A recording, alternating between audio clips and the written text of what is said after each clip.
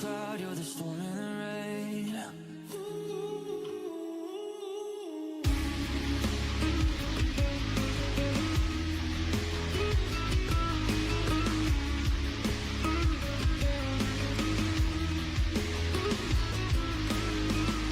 In the dark, I get a sun. If the sunshine, let me know. All my thoughts move in the darkness, pouring down, of a stone. My soul is. Should I pretend like we're just dancing in the sunlight? Now I'm done waiting, and every day until I realize you're the rain on my happy days. Dark cloud, you're the storm in the rain.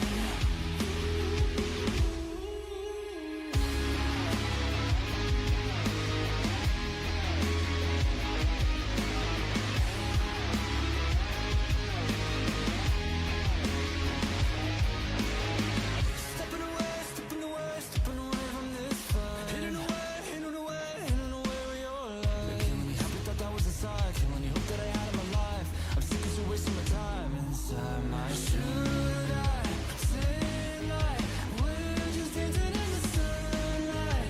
Now I'm done waiting, and every day until I realize you're the rain on my happy days.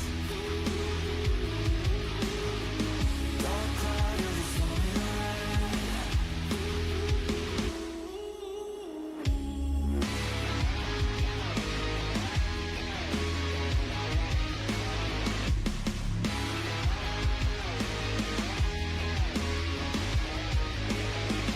If there's blood in the water, the sharks will know.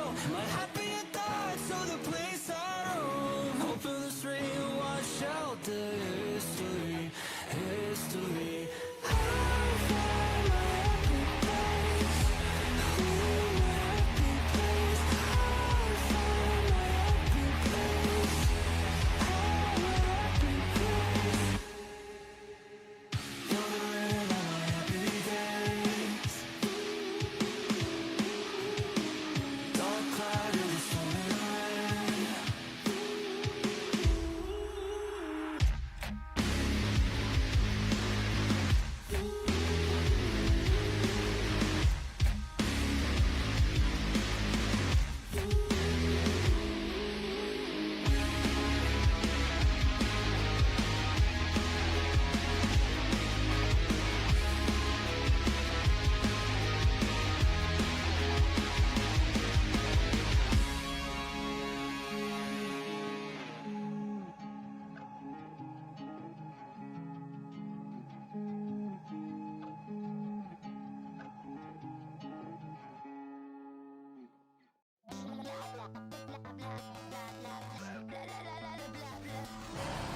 Wanna join me? Come and play, but I might shoot you in your face.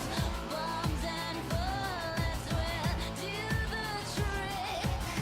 What we need here is a little bit of panic. Do you ever wanna catch me? Right now I'm feeling ignored. So can you try a little harder? I'm really getting bored.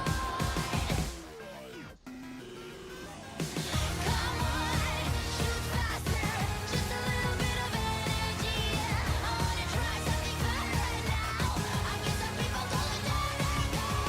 Let's blow this into ashes and see what about things. It's such pathetic neatness, but not for long 'cause you'll get jinxed. Hello everybody, welcome to Aegis Esports. Not ACL tonight, but it is AAL. Ace, do you know what AAL stands for? I know this is the first time we're doing course. AAL. What does it stand for? Of course, how can I not know what something means? Gosh, have you ever seen something and I don't know what it is? Yes. No, that happened. AAL, Aegis Ascension League. There you go. But Aegis Ascension League doesn't even matter, because what the teams are doing right now are trying to get out of it, right? So why are we even mentioning it? This is ACL promotion tournament. Yes, this is the ACL relegation tournament. And tonight It is a very spicy kind of night because we got a little bit of a grudge match going on here tonight, Ace. Grudge matches? Never heard of those. What's that? Elaborate. Elaborate? It's where two people go against each other until they beat each other to a bloody pulp, and one man is left standing. If it's a grudge match, it would mean like they had grudges before, right? They were in. They do. They both have beef. They both have beef. Oh, they have beef. Yes. Oh, I thought it was a animal-friendly tournament, but I guess not. What's the beef, Hirsch? The beef is we have Barge Chimes taking on Swain's Flock. And let me give you a quick rundown of who is on each roster for tonight. Starting off, we got Chicas, we got Awesome, and we got Stolen Conch. And on Barge Chimes, we have Lunaya, we have Lizzie, and we have Ballfire as well. Now, you may be wondering, where's the grudge match in this matchup? Well, it's none other than Lunaya versus Stolen Conch. The keyboard warriors. The keyboard warriors. Right. Now, you say grudge matches, Hirsch, but all I'm looking at this, it's the meta. I'm not here for the players. I'm not here for the matchups and whatever. I'm not here for the relegation and ascensions and whatnot. I'm here for the meta. We had a rotation happening a few days ago, right? So meta, you take it, throw it out the window. There is no such thing as meta. The meta is so wild right now that you can bring salt and pepper and call it spice. It's that new, you know. But the players today, they didn't go for salt and pepper.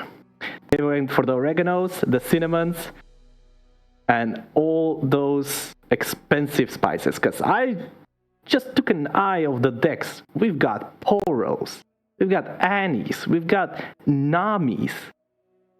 I think we had some Wardens going on. I saw some Gwens. I saw some Daybreak. I think today there is like so much diversity in the decks that it's kind of crazy. We're in for definitely a fun time.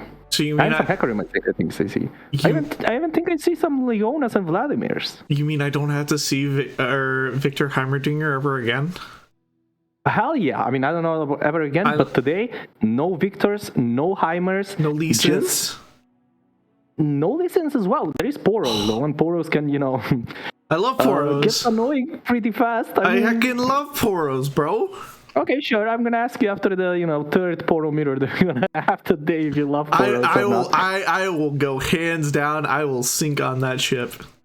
Yeah, but today definitely some tasty food on the menu for us. Yes. So let's get right on into the deck list, Ace. Starting off with Chica's first deck, a little bit of a throwback here.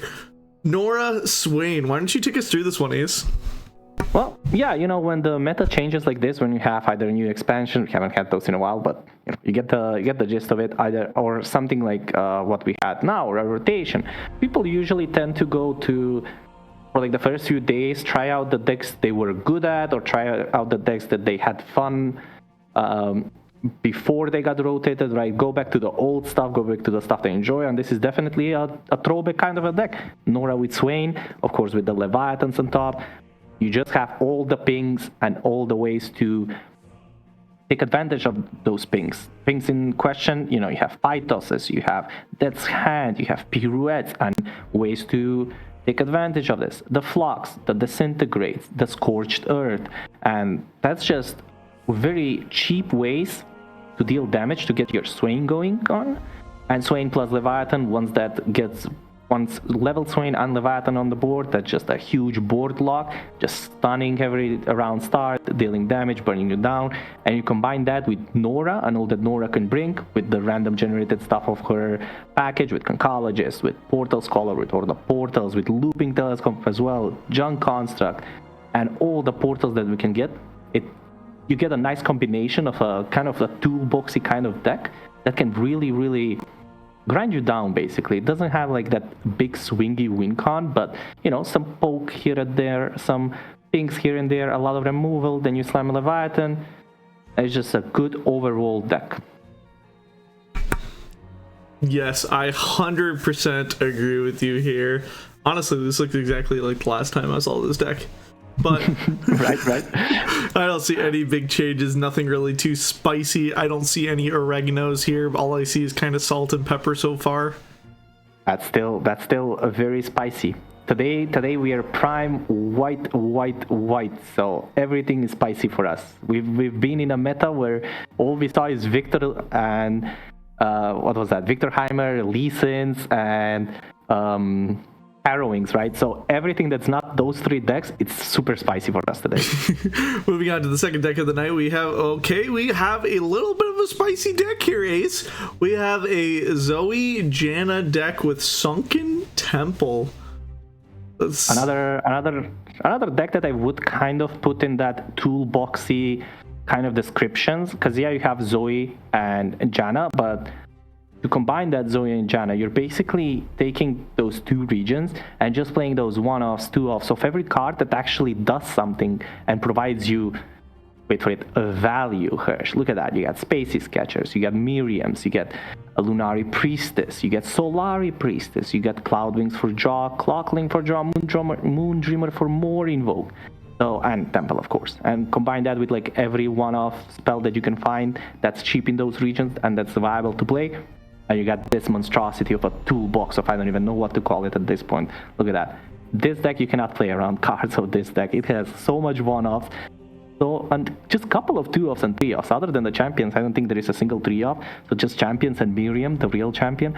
So yeah, this deck is definitely trying to do something that I kind of consider cheating, and that's drawing. Now, it's not going to draw as much as Jan and Nyla, but Zoe, if you can get the drawing going, play around a bunch of different cards, and you know your board will be here and there somewhat useful, and then you can get those big Celestials with Moondreamer, with Celestial Trifecta, right, with the Zoe spells. So this deck is definitely another really toolboxy deck that if it needs an answer, it might just find it by just drawing and generating cards. We have some stun cards with Celestial Wanderer. I think I saw, no, there is no Stunhawk, but still we have some Sunburst, and we have the PNZ removal of Mystic Shot, Howling Gale, Gotcha, Rocket Barrage as well, and with all the randomly, well, not completely randomly generated cards, but Lunari Priestess, Solari Priestess, Moondreamer, we can just get those big boys too. We can get value if we need, we can get champion draw. It's just really annoying deck to face. Yes. But the real question here, Ace, is this is a new meta, right? You said this earlier? Yeah, there's no meta. Meta out of the window, thrown away. So if this is new meta, is this value? This is somewhat of a more of the value-oriented decks that we're gonna see today. So this is definitely value. Yes. Moving on to the third and final deck for Chicas of the night, we have Ash Thresh. Is this what I think it is? Ash. It is yeah. Zombie Ash. Yes, Zombie Spooky Ash. Well, you know what they say about Spooky Zombie Ash? It sends shivers down your skeletons. True. And this definitely does that. So we've seen, Harrowing throughout the past meta just absolutely terrorize you with all those misrates that can summon. Well, it's not here to do that. It's here to summon the Ashes, the Threshes, and everything. Well, that's pretty much it. And maybe some Rhymefang Den Mothers. But other than that, Spooky Ash, what it's trying to do really is just get a couple of Ashes down. They die. You can revive them a couple of times. You have so much freezes and removal spells that you can just stall for so long. Now, it does depend, from version to version. Not every version runs too much freezes. This one has decent amount of freezes, right? You still have Three Sisters, you still have Brittle Steel, but you still have Icewell Archer, Frozen in Fear. So it definitely has enough of freezes, and combining that with, the Soul Harvest, the Wild Fist, Vengeance and Ruination, of course, one Eradication to be just there for fun, and a couple of draw spells, with the Glimpse Beyond and Sentry. It's definitely a deck that will grind you out and will finish you in style. At least I consider it stylish to win with 3 Ashes on the board. Maybe 4, if you're lucky. Maybe 5. Maybe 7. Why not? Oh, Yeah, and you know the Thresh, the ability of Thresh to just pull an Ashe from the deck is really, really tricky, because if you have an Ashe and then Thresh is level, he just pulls another Ashe, and Ashe gets that nice, you know, attack that says, I freeze an enemy, and when it's frozen, they can't block, right? No, it doesn't have that. That's with Den Mother. Yes. Moving on to... I'm just rambling. Zombie Spooky Ashe is really spooky and sends shiver down your spine. Yes, moving on to the other side of the matchup, we have Lunaya bringing Gwen, Vladimir, Hecarim. What the hell are we cooking here? This is a Mist Wraith deck, but with Gwen, Vladimir, and Hecarim. What? Hello? And we also have Song of the Idols. What are we cooking here? Well, yeah, it wouldn't have been, you know, Aegis week of matches if we didn't have at least one, you know, Wraith Color, Mist Wraith, Harrowing combo. You know, that's the tale oldest time, but there is no Nocturne, right? Nocturne is, I believe, rotated, if I'm not mistaken. No, so he's not.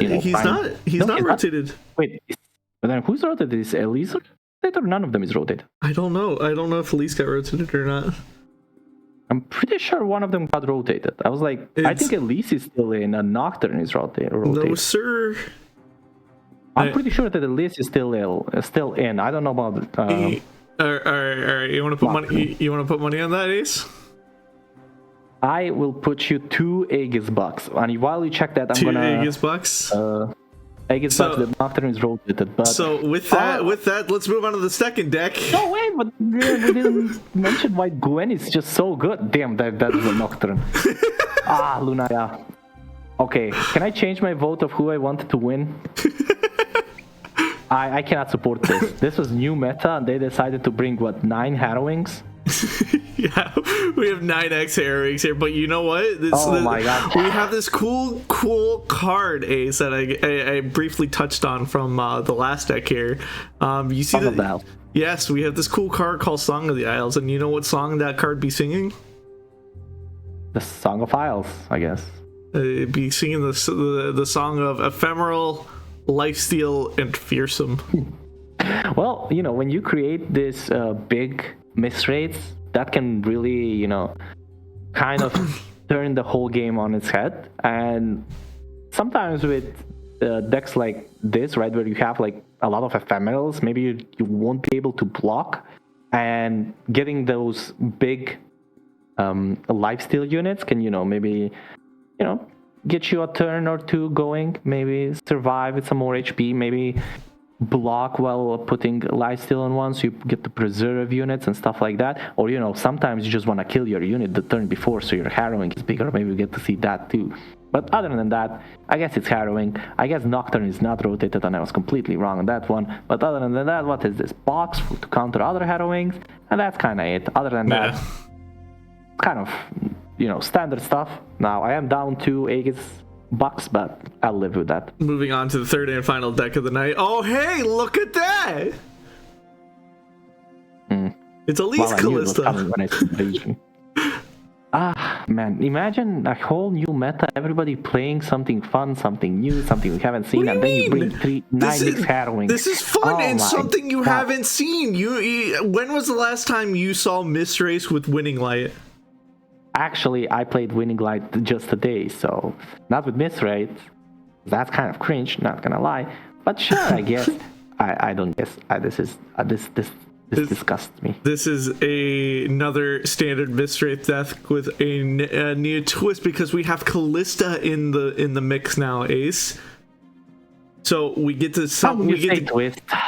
It is a twist. We get to keep, once our Mist Wraiths get to a certain point in time and our Callista gets flipped, we get to bring out an extra Mist Wraith each turn, and it keeps buffing our Mist Wraiths. Yeah, that sounds so cool and stuff, but it does. It sounds so cool. No, it's not. You can't call it. And then you know what? You know what? Mist Wraith. We also get this cool card that says "Win the game when I get played." That's wrong. There's no such card. Yeah, there's winning light. What do you mean? That's why it's called winning light. Winning light does not win a lot of games because it does not have overwhelm itself. Yeah, that's fine. We don't need to overwhelm If it ourselves. had, well, back in the day when it had overwhelm, it was winning light. Now, it's maybe winning light. How do Maybe you say winning that? light. We're maybe winning. It's not the winning light. It's maybe winning light. Moving back to the caster desk where we can throw out predictions, Ace. This is what everybody thought for the entirety of the night. Can I change mine? You want to change yours? I want to change mine immediately right You now. want to change yours? All right, there you go. Change it.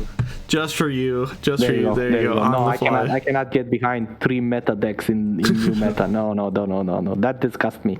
I cannot get behind that. So with that, we have 3 people voting for Swain's Flock, and the community was actually tied between Barge Chimes and Swain's Flock here. Nah, community didn't actually wait for the decks. This is before deck selection, before we reviewed the decks. No. But with Put the poll again. Put the poll again. Nobody will vote for the Chimes. Oh, moving back on to the matchup screen where you can see all the decks all at once. These are not the actual bans. I don't know why those are Or there. are These are they? fake. Or are they the actual bans and you're trying to... Ace, what are we Holy thinking of shit. bans for tonight for these decks? And Chicas is gonna ban miss rates, right? Chicas is definitely banning miss rates here. you're And right. on You know the- what? That does sound like a good thing to do. Yeah, I'm definitely right there. And then Luna, on the other side, is probably going to ban the Spooky Ash. The Spooky Ash has a lot of ruinations. It also has a couple of freezes, a couple of more removal, and trash right. You can slam down the trash, you can level fast. Now, it doesn't run too much units, so maybe they won't go for that. But if it was me in this scenario, I would probably be banning the Spooky Ash. So Spooky Ash and one of the miss rates. At this point, I don't think it matters which miss rates deck you ban, but probably I would go for the Gwen deck to ban. Let's say that one. The Gwen deck. Well, Yeah, Gwen is just strong. So those were the bans, She just lied to me. no, they weren't the bans. They weren't the bans. They were the bans. No, they weren't the bans. These are There the we go. bans. I got 2 out of 2. Let's go. 2 out of 2. 2 out of 2. What do you mean? Well, I said miss rates. Are miss rates not banned?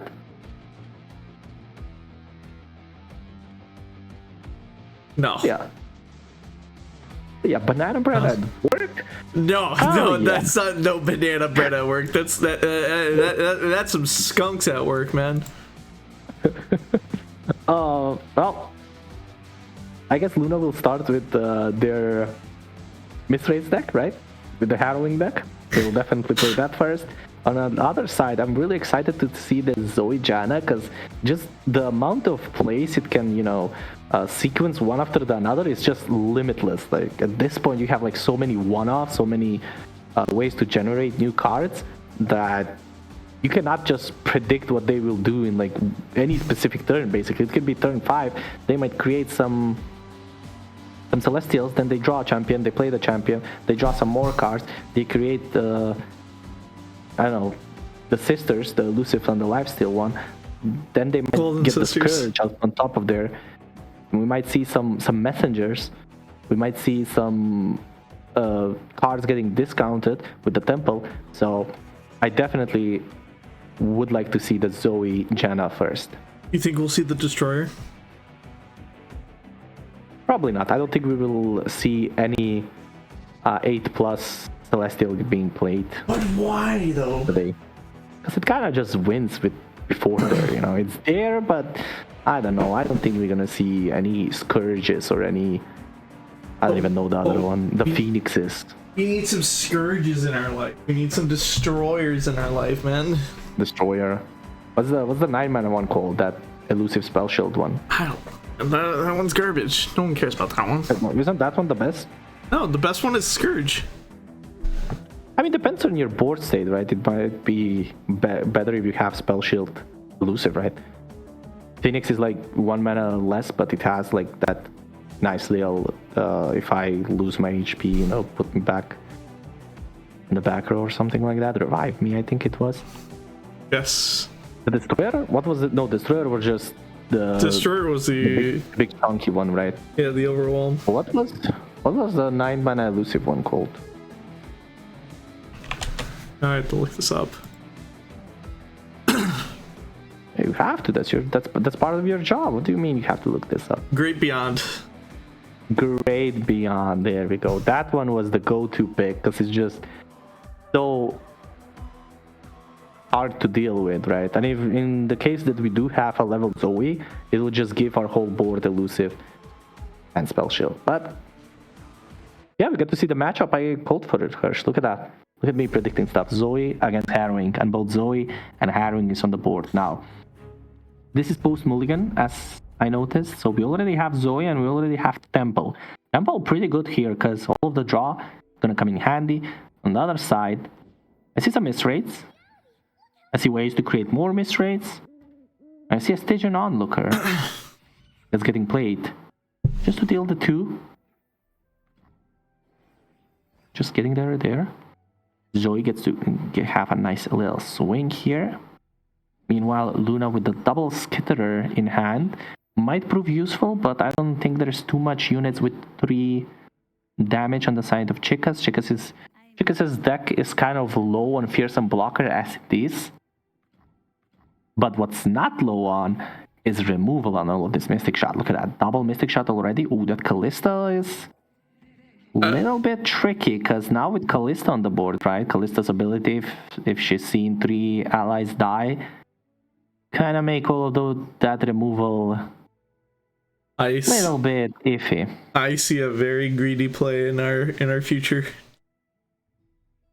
What's the play? I see the Soul Cleave onto the Mistwraith, and it's gonna get punished by a Mystic Shot. Is Miriam? Oh man! But imagine if we played Miriam to get mana and then just double Mystic Shot the Callista. That would have been nice. That would have been such an insane play. But maybe too much committed right there, and instead we just go for 1 Mystic Shot, getting one of the Mistwraiths down. Oh, you see the Stellacorn right there. Oh, nice. Attacking with the Miriam.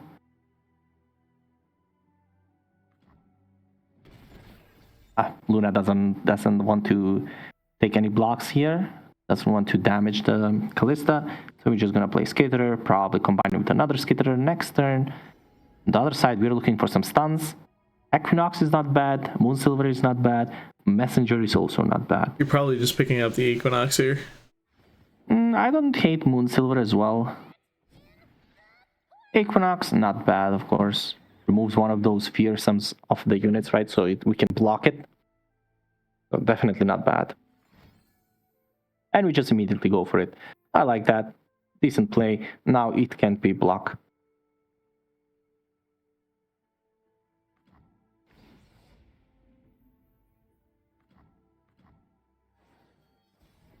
All right.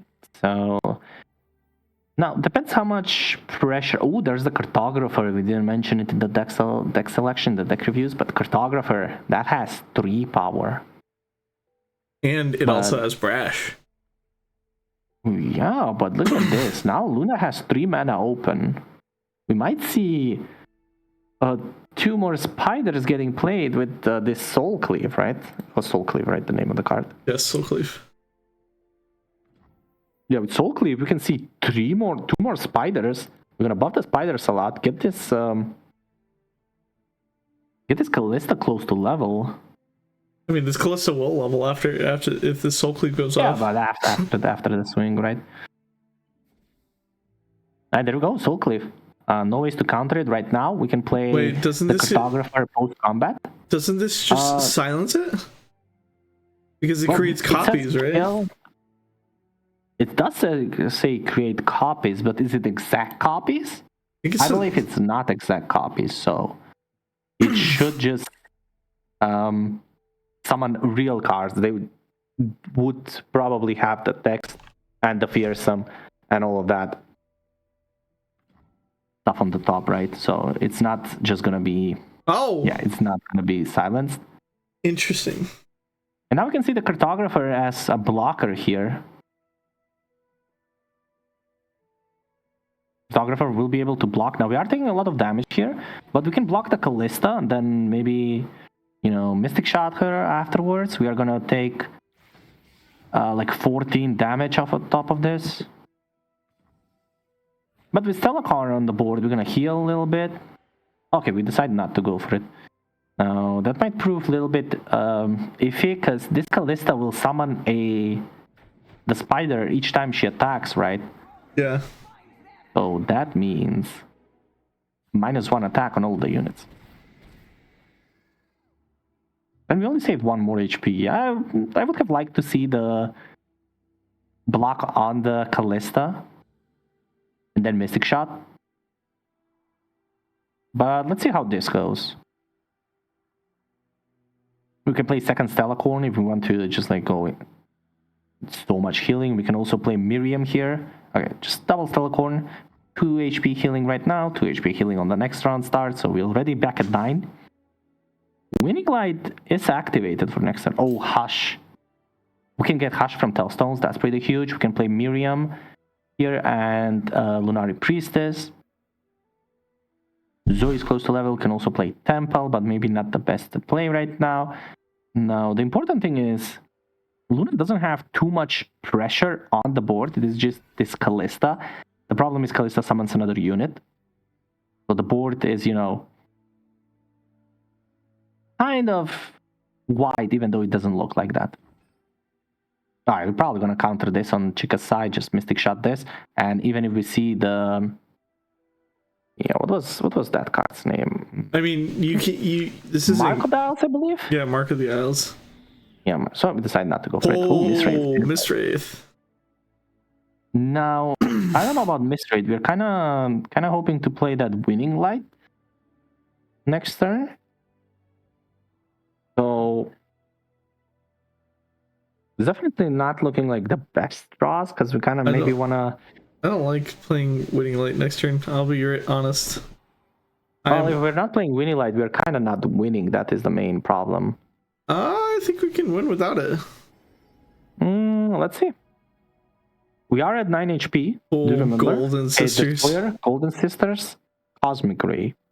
Golden Sisters is definitely good, but we actually can summon the Silver Sister, so we are only going to get this 4/3 lifesteal unit.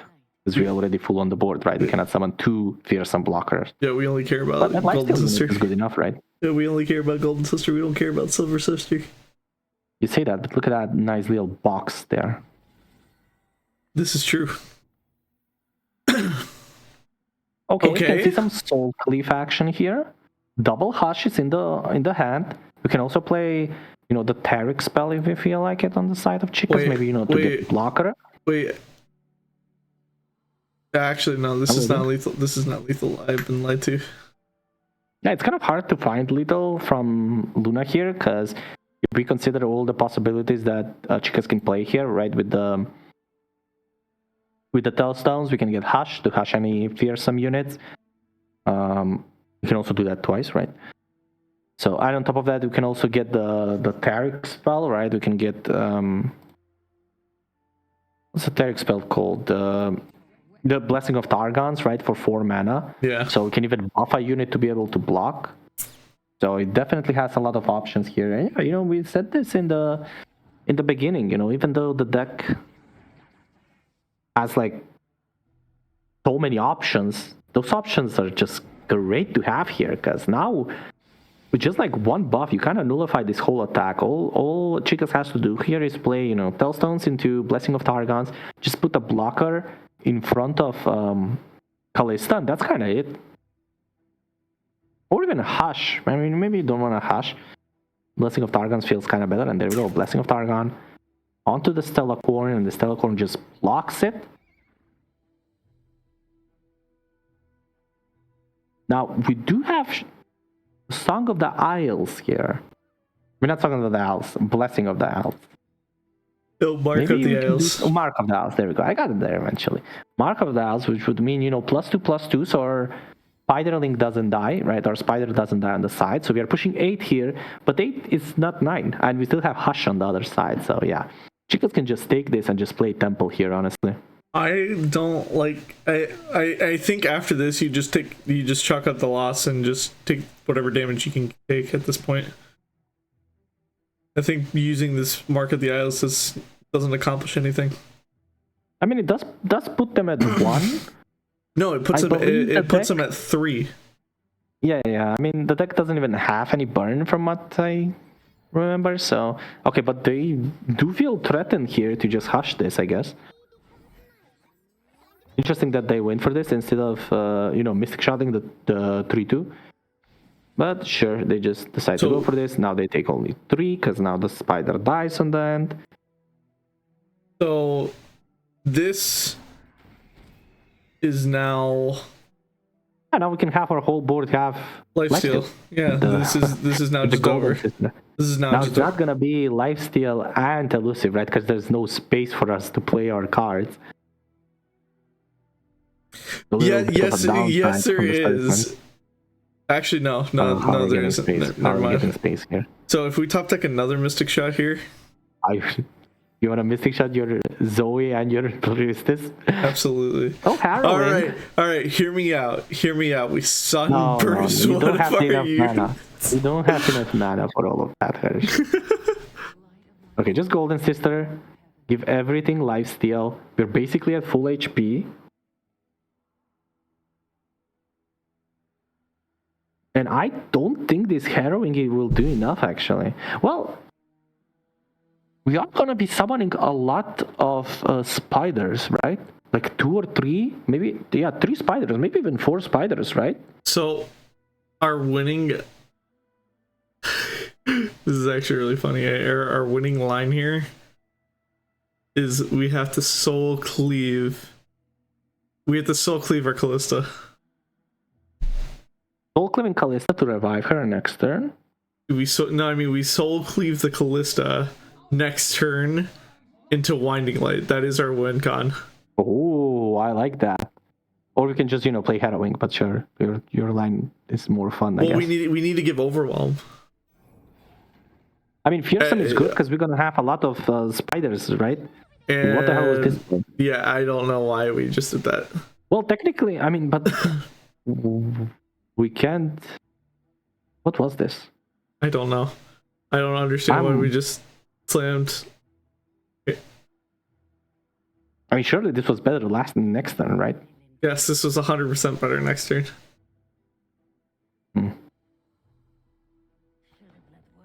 So, just double checking. It won't give Overwhelm if it's soul cleave it, right? That's not how that works. Technically, it is summoned, so I think that is how that works. But now that we're losing our board, it doesn't matter. But I think Winning Light says Nightfall, right? And Nightfall is like when I'm playing. Oh. Okay, well, I guess we'll see it. Oh, I understand now. What do you understand? Because it does work like that. No, it doesn't. Oh, never mind. I've been lied to. Now all of your harrowings will summon triple Winning Light. What's that gonna do? It has no fearsome. It has no overwhelm. It would have been much better if we summoned the spiders, the one that goes -1/-1, than all of this stuff. The hell we need the Winning Lights for?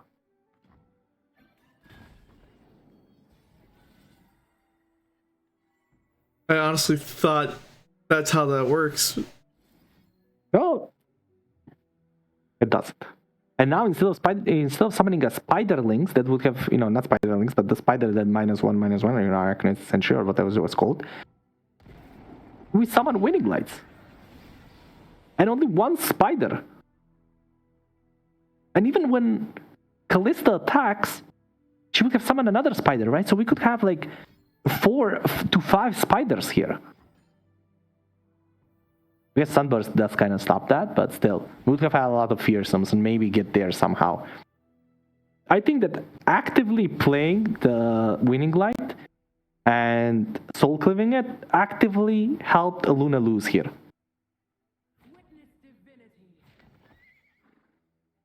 I'm just so lost. I like how this temple sat in our hand from like turn 1 in the mulligan. It was just there spectating. I'm just so lost right now. I'm just baffled.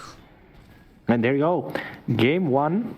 I mean, you know, maybe we can still do something with Harrowing, but Harrowing will still summon a bunch of 6-5 that has, like, no use. Man, this winning light ain't winning today. Okay, so... yeah, this is what we are saying, you know. Finally, we get to see why the new meta, the new decks, why we try, why we bring new stuff. It's important, right? You can't just bring the good stuff from last patch and hope you do good. No, look at this. Bringing Zoe, Janna, and just absolutely steamrolling. I mean, it's not steamrolling, it was close, you know, there in the end, but it's gonna finish. Oh, Scourge! Scourge! It's a Scourge! I mean, we can't play it this turn, so it's probably Destroyer. Okay, we can play Doggo into Destroyer. Hell yeah. Hell yeah. Okay, just Destroyer, I guess, sure. Now that's a juicy board. Man, he didn't give the dog any action, but it's fine.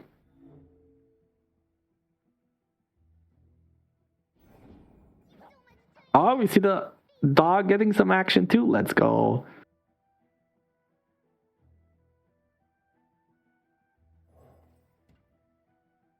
And with that, Chicas wins game 1. The miss rate has fallen. I'm just so confused. I'm legit just at a loss for words. Well, now it's down to the Nora Swain to win the game, right? Now, the specific version of Nora Swain that Chicas is running does have a lot of removal, but it doesn't have too much fearsome blockers, right? Now, we might be relying on the portals to find us some, you know, but that's not too reliable, I would say. So if Luna can get, you know, one of those fast hands, it can, you know, just overwhelm them. Yeah, and, you know, fearsome them, I guess. Fearsome them? Yeah, fearsome them, but Nora's Fane also does run 3 Arachnid Sentry, right? The Sun Spider. Wait. No. You're right. Overwhelm. Overwhelm them. There's the might. It's might overwhelm them. Okay. You're pushing it. I'm going to mention that Chicas has 3 off Arachnoid Sentry. And there we go. We see it. A fearsome blocker and can stun a card. So that's just great in this specific matchup. It's kind of great in any matchup when you think about it. Arachnoid Sentry is just a good card. It's great in every matchup. Yeah, and if you combine it with that lock, really good. Oh, that's a good start from Chicas. You have early present with the Junk Construct. You have Sentry plus Flock if we need it. You have Portal Scarler, which is a fearsome blocker, and Lance Portal. So definitely some good action here. I wouldn't be surprised if Luna just blocks this with what's that thing called? What thing? Something. The one drop. The party something. Boisterous Host. Boisterous Host. Besides not to. That now the spider Arachnid Spider can find. I mean Arachnid Sentry can find some decent value here, right? Stun a card. It's a fearsome blocker. You can also flock it the unit if you need to, so so much value there. Yeah, the Boisterous Host could have attacked there, decides not to. Another miss rate and a raid collar on top of that. Boisterous Host again, not trading with the Junk Construct, was it? Yes, Junk Construct. Oh my god, I'm so good with names. Alright, so we have some fearsome blocker, but look at that. A different spider getting different kind of value here. And this might be one of the fastest games we've seen today. Because not only are we going to have this Frenzied Skitterer getting so much value, we also have enough mana to play our Mark of the Isles. So +2/+2 there too. Ooh. Okay, Skitterer, no more fearsome blockers. Dead's Hand is important here, but we might see the Pythos, the second part of Pythos to, you know, prep our Ravenous Flocks and just double flock. With double flock... Wait, Hirsch. Yes. Oh, it's one off if we... it's not. Wait. If we go double flock and they commit 2 Song of the Isles... I mean, not Song of the Isles. 2 Mark of the Isles on the same unit, they win the game. Luna can just win the game here if they commit 2... Oh, well. She only has I one guess they don't mana. want to win the games. She only has 1 mana. Oh, right. 1 mana. Damn. Well, I guess they're not winning the game. Alright, Portal Palooza is there. 1 portal in the deck for now.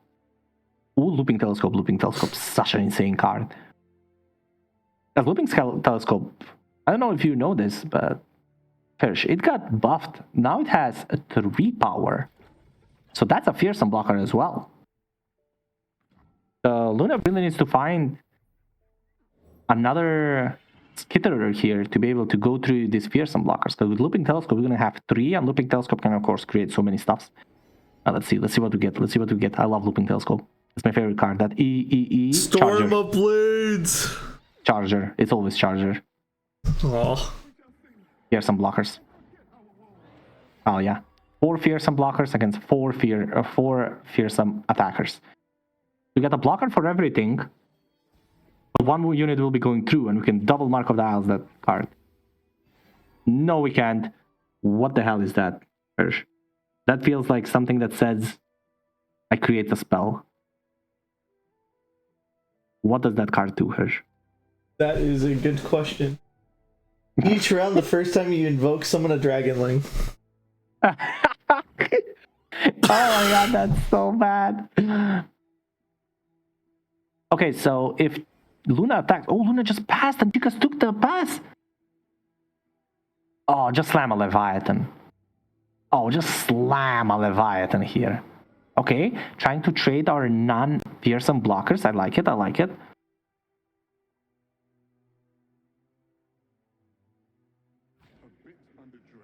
And finally, that boisterous host gets traded. Now, important to note, Luna just found ways to create more skitterers. And just 1 skitterer might be the end here, so...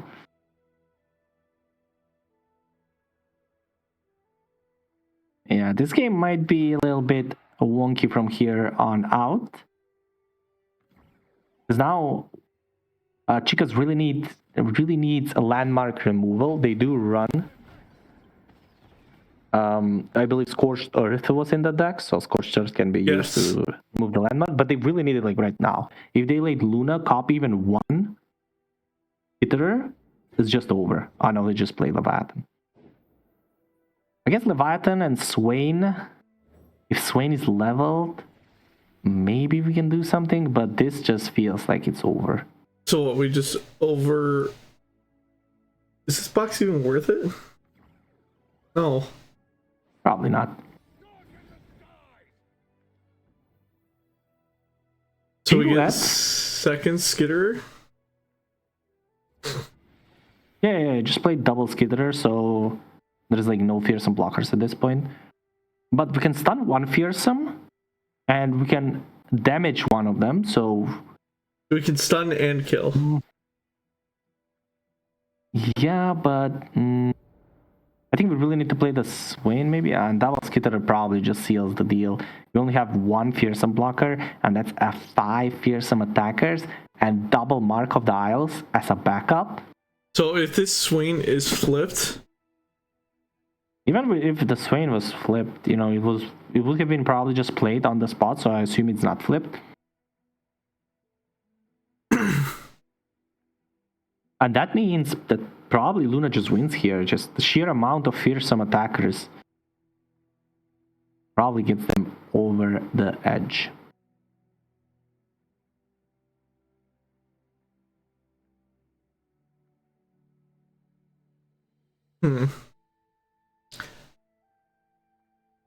I think if this Swain is flipped, we can win.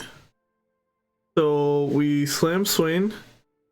Luna's forced to Yeah, we play, can just attack them. but Luna's forced to play another.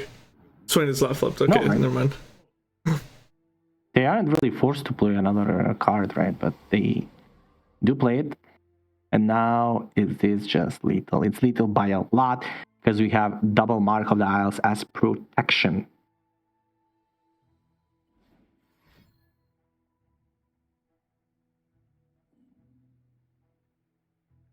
Yeah.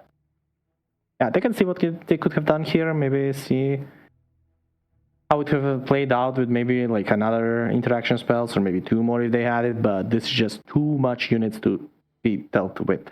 Especially because we can see the double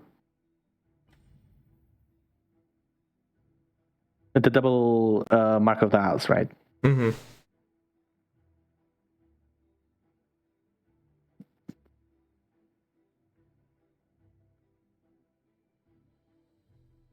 Well, Luna probably considering using one even right now, yeah, even before the combat starts, just to keep that unit alive. And that just kind of seals the deal. The Swain does flip, but sadly there is no way to proc to deal damage to the Nexus anymore. 2 units get stunned. Oh wait, 3 units get stunned. Oh my god, the second. Holy shit, this got way too close. Also, I needed 1 more interaction. Damn, Yeah, see, I told you, if Swain flips, we were perfectly fine. But they had second Mark of the Isles. Yeah, second Mark of the Isles gets it there, I guess. Wow, that's much more close than I anticipated. I was kind of thinking that it was done. I told you. I mean, you said it's enough, but it's not. So you weren't correct. I was close. We were both close. Well, Chicas was close to surviving, but sadly didn't manage to survive, and we're going to get to see a game 3 of Wayne Nora trying to beat, well, Mistress Fierce once again. But is it the better Mistwraith deck? Because we have winning late. History says no, right? History says no because we lost with it, and we won with the other one. We learned from our mistakes of knowing that you can't soul cleave winning late. So we take that, we learn, and we grow. We were limit testing the first best of 3. I see. Limit testing. Okay. Now I do see Elise into Callista. That's a good 2-3 play. Yeah, this Conco logo, we need to find a lot of stuff here to be able to do. Okay, we just see Nora on that. I guess we can block the Spider Link and get blown out by this Mark of the Isles. At this point, I don't think it's bad for them to have a Spider Link. It just clogs their board, if you ask me. Like, it will come to turns where they want to play, raid colors and summon 2 units at a time, but the Spider Link will just sit there menacingly. He's just sitting there menacingly. Okay, Hirsch, what are we looking from this conchologist? Are we looking for Death's Hand? Are we looking for Pirouettes? Are we looking for Flux? What do we want to see from this conchologist? We want to see Noxian Guillotine. What did you already? Why do you need Noxian Guillotine? You already have one in the hand. What do you mean? We need Noxian Guillotine so we could respawn it. I guess that's, the part where it's better than Scorch 30, right? Because you can just play it multiple times. But instead we get a sneaky swap where you recall an ally to summon a Hungry Owlcat in place for 3 mana. Or you can deal 2 for 2 mana. Or your opponent, well, there you go. Wasn't this the best card in the game, Hirsch? Early Bird? It's not the best card, it's the most toxic card in the game. A most toxic card. Okay. I see. Ooh, Song of the House as well. Oh, Looping Telescope is there. Looping Telescope will save us the game. Alright, hit them. Looping Telescope for the save. There we go. Looping Telescope. Grandfather Faye! Grandfather Fay is really nice here. We get an We extra. can summon 6 sand soldiers. This is true. We can summon 6 sand soldiers. Grandfather Fay right there.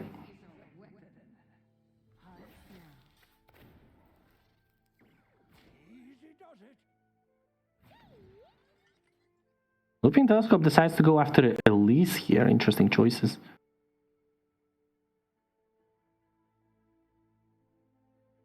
Yeah, this was what I was saying with those spiders, right? You really don't care if they have spiders, because now that spider is just sitting there doing absolutely nothing. Clogs your board even. Yeah, I really like this, because now they have 5 wide, and they can only play like 1 unit to make the board better. Play like this. This is great. Just have them, let them have full power, full board. It's fine. True. Truer words have never been spoken. Yeah, see, this Raid Caller is a dead card now in the hand. So what if we just Song of the Isles of Spiderling? Thoughts? Yeah, but it's still gonna be dead until next turn. Still there. Okay, Electro Harpoon. High Toss. We're gonna see Grandfather Fay maybe here.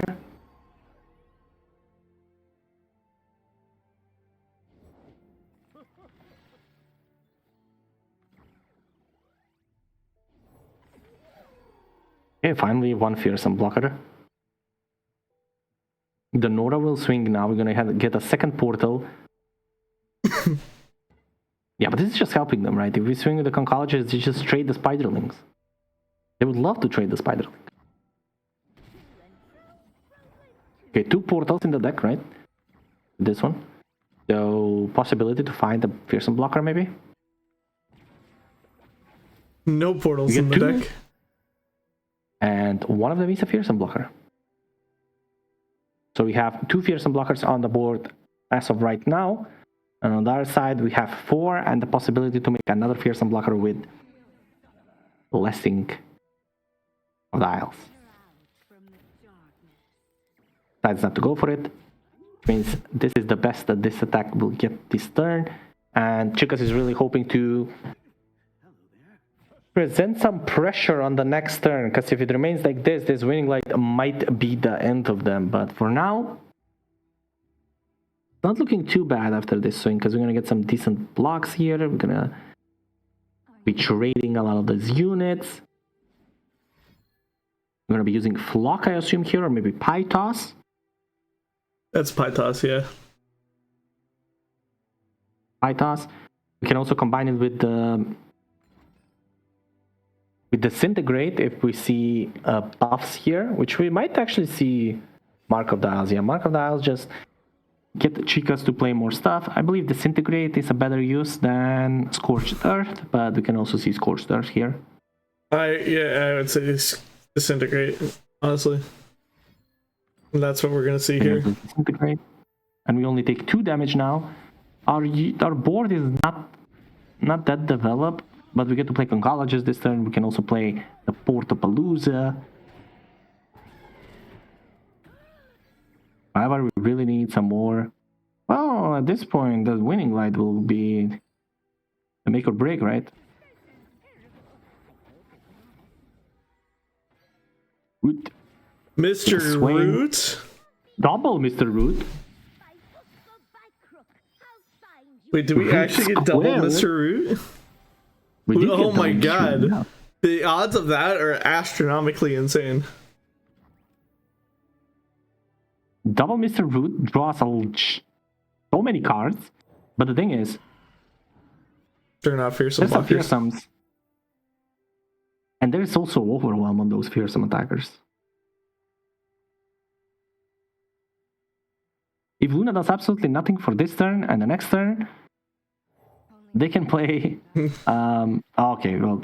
So Luna has to be extreme, or Chicas has to be extremely toxic here. You know why? We have to play this early bird.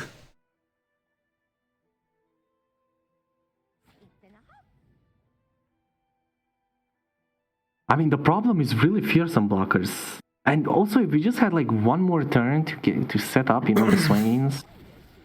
But this is just not enough for now. Well, if we play this early bird, we have time. Do we? Yeah, because the early bird gets rid of the. Yeah, but they can just play Song of the Isles to proc Nightfall. No, it gets rid of Winning Light, doesn't it? Oh, Yeah, yeah. but it's the least. Oh. The least cost card, right?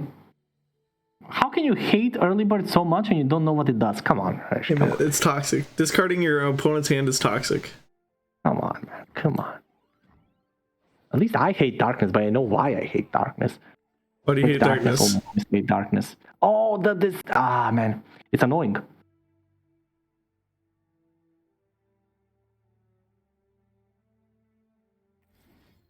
flowers bring the moonlight with them. We'll get rid of the spiraling. Alright, Winning Light is there. That's a huge board. We can get a Swain now, but is the Swain doing anything is the real question. Wouldn't we rather just play a couple of spells here? Maybe the second part of Pie Toss.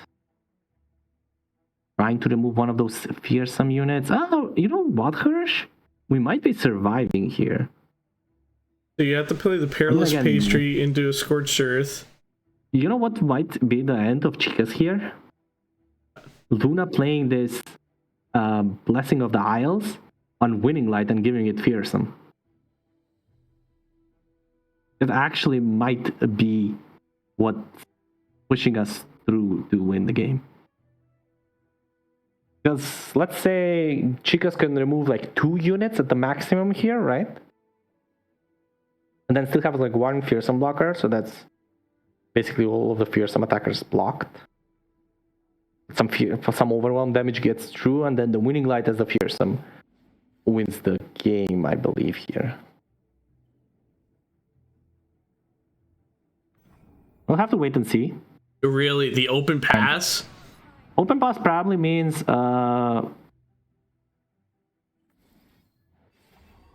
there's the Song of the House. Ooh, that's probably just game ending with the Song of the House here.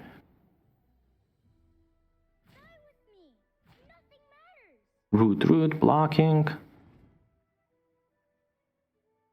Yeah, if the Song of the House wasn't there, we could have blocked 6 more, which means we go down to minus 23, minus 17, and then we could just mini-morph and we were alive, I believe. Yeah, that Isles of the Storm, that Song of the Isles is actually what made Luna win here. Yeah. Wow, that's crazy. The tech, mention it many times, Hershey, it was mentioned by you as the spice, and the spice is what got Luna through to win the game here. Yes. So giving a brief recap of what we just witnessed for those of you just not tuning in, Chicas falls 2-1 into Lunaya. Lunaya getting the reverse sweep onto Chicas here after game 1, struggling trying to get that Winning Light to turn on, and it just would not turn on. But you know what? We tried turning it on and off again, or off and on again, and you know what? We were able to turn on Winning Light and win the game. Wow, that's really good elaboration of what just happened. Thank you. I appreciate it. Tech support, right? If it doesn't work, first try turning it off and on again, and then maybe it will start working.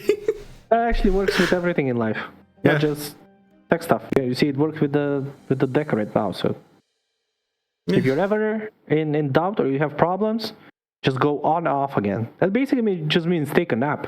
Yeah. Yeah. So if you have problems in your life, just take a nap. You're pissed off? Take a nap. You're sad? Take a nap. You know what? You're hungry? You got no food? Take a nap. But with that... Take a nap. And take a nap while you wait us for to be back. 5 minutes, power nap. Go.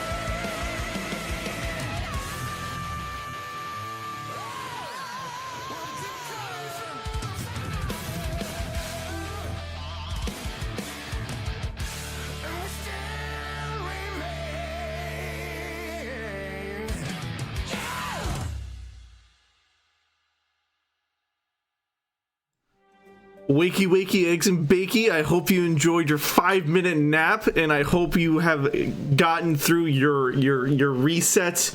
You've done your updates.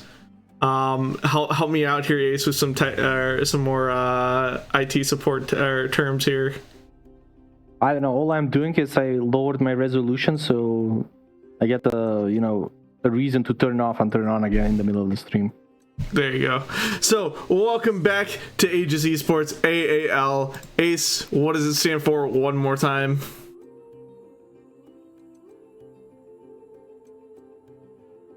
One of those A's is definitely standing for Ace, right? One of those A's has to be for Ace. So let's say Aegis, Ace, love story. Love story is 2 words. No, I combined it in one. Anyways, moving on from that.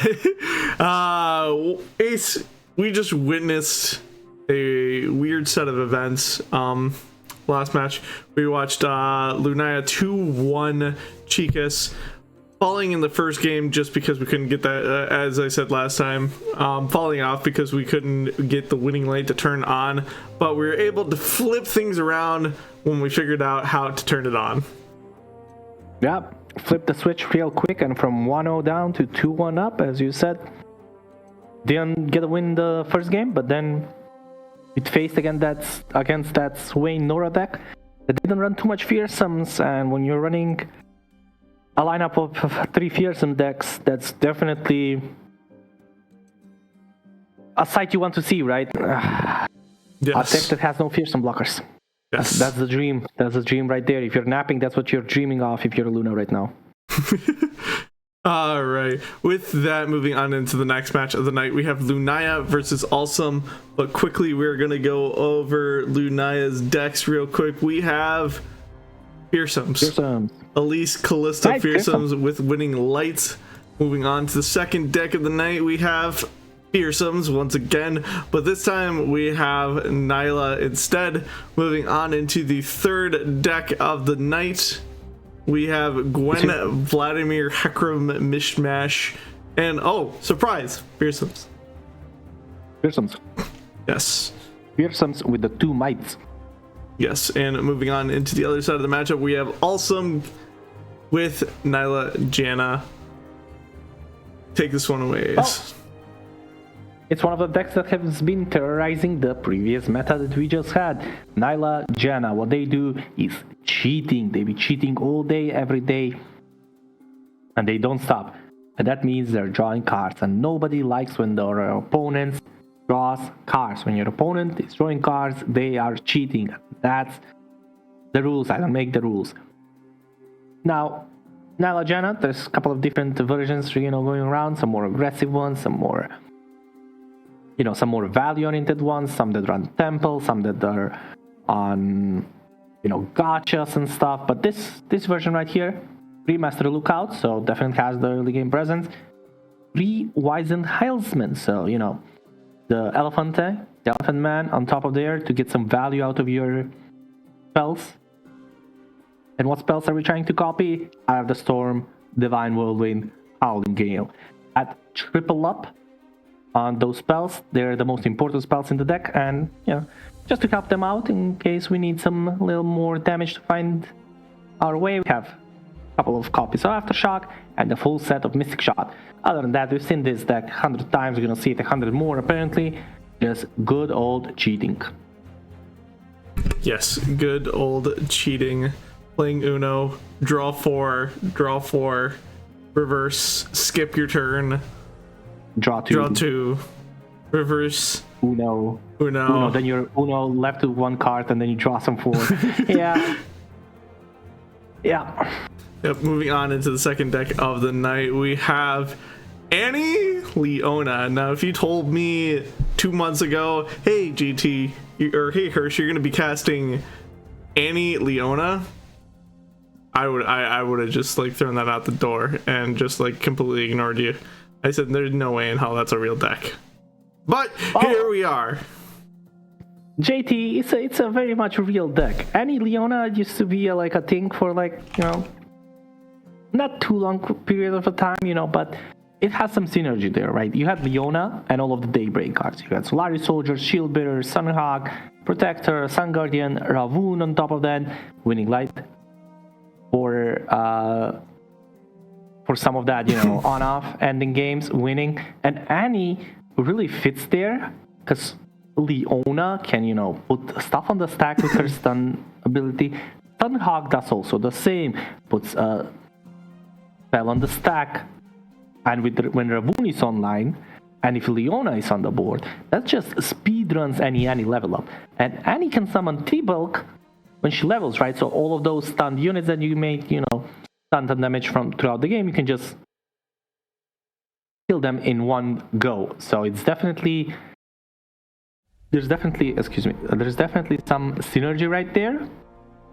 But other than that, you know, it's really a deck that likes to go wide and just kind of beat you down with stuff like Pale Cascades and Might to get over and through you, Moonlight Affliction, as well as Winning Light, you know, just to have those, you know, swingy turns and further for some reach. This deck just really likes to go super wide and just really take advantage of the stun mechanic that we have in the game. Yeah. And honestly, these Sun Guardians can get out of hand really quick if you don't take care of them early on. They get so much value out of them just because we are a majority of a Daybreak deck. And as Leona always says, or I'm sorry, Ravun always says, it's always day for us. It is indeed always day for us. You're probably unlike that city in Norway that has like day for like 7 months of the year. Well, it's those 7 months of the year. I don't think it's Norway because Norway is small. It's probably like something like Sweden or Finland. Yeah, and maybe even moving on to the third. The next one. Moving on to the third and final deck of the night, we have a Bilgewater Noxus deck, and what is it? Oh man, what another throwback! It's a Lowy Swain Ace. Take us through this one. Well, it's Tentacles, right? Lowy Swain used to be a deck back in the day, you know, combining parts that don't really have too much of, you know, synergy between each other. You combine Illaoi's ability to make a unit big and compensate, you know, by having that unit being, you know, super big, but also having Seed's Voice to give it overwhelm, Illaoi to, you know, also give it overwhelm and capitalize on that big buff. You also have Tentacle Smash on top of that. So the two parts of the deck are not, you know, super synergistic with each other, but Tentacle Smash damages kills unit. Make It Rain, also part of Bilgewater, so Make It Rain with the pings, and then you have Ravenous Flock from the other side to finish on those pings. I believe that Tentacle Smash damage also counts for Swain, not sure for that one. Yes, it does. It does. And with Riptide Sermon, there's definitely ways to get that Swain leveled pretty, I mean, okay, not pretty, but fairly easily here. So it's not too synergistic, but it kind of, you know, completes itself, where it will allow you bring a little bit of a board presence by making that one big tentacle and having that one as, you know, the staple, the core of your board. And then the Swain package from Noxus bring you some removal, some flocks, some fervors, right, some pirouettes. So it completes it completes the two parts of that kind of complete each other, where they bring the different things, but some synergy right there. So it's definitely a strong deck when it can, you know, get the tentacle going. But let's see how strong it is against a full board of Fearsome, right? It can become a big tentacle, but is one big tentacle enough to beat a whole board of Fearsomes? I guess we'll have to find out. Find out next time on Dragon Ball Z. I mean, find out right now. Find out this time. Find out this time. Sorry. Moving on into the matchup phase now, where we can see all 6 decks all at once. What are we thinking for Band 2, Ace, and Go? Well, Awesome is banning Fearsomes, right? That's definitely gonna happen. And with that, we're gonna cut it to another short break. You guys can go take a nap. Ace might not be here next time. Well, yet to be determined.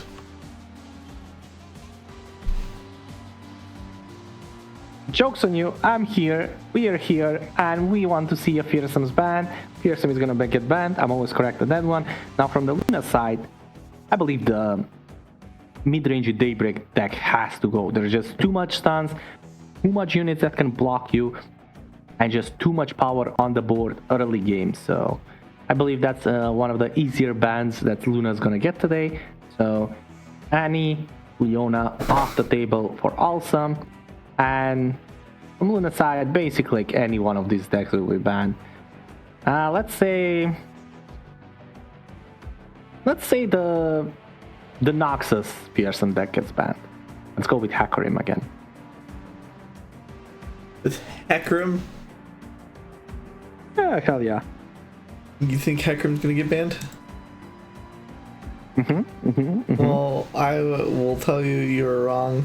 It's Nocturne again. No, I was correct. I said Fearsome is gonna get banned. I'm correct. But you said Nocturne. No. I did say Nocturne. Yeah. How did you guess they said Nocturne? No, you didn't say Nocturne. You said Hecarim. I'm sorry. see, this guy's trying to gaslight me now. Gaslighting. Never heard of them. Exactly. And on the other side, we see an Annie Leona ban. Yeah, that was one of the easier decisions there, because out of all of the decks there, they have the most fearsome blockers, and they have the most stuns and interactions, and most early game presence. So definitely a good ban there. We get to see fearsomes and Nyla Janna and Swain Illaoi. Now it's a little bit similar to what we saw round one, right? We saw Nyla not be there with Janna, but we had Zoe combined with Janna, and Swain not with Illaoi but with Nora. So Luna is kind of facing not the same but very somewhat similar decks, I would say. Let's see if Luna actually manages to do it again. Just get it done against similar matchups. Yeah, I honestly really, I really want to see this Gwen Vladimir deck pop off. I want to see the deck win with either Hecarim or Vladimir. But we're just waiting for these players to get into game still. What are we thinking is the first deck that's going to be played, Ace? Well, Janna and Nila on Awesome side, and Luna will obviously play a fearsome deck here. So why Janna and Nyla first? Why? Because, it's... I believe the power level of the deck is definitely the strongest out of maybe even all of this. Because we know that Janna and Nila is just absolutely broken, right? It's cheating. And now we're not sure about how good is Swain Illaoi against Fearsome. So I feel like Awesome will, just want to start off with a better deck, get the first win under their belt, and then try to, find a win with those tentacles and those, death's hands and blocks and all of that.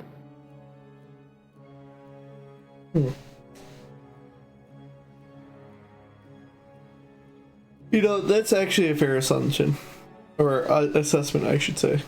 Not assumption.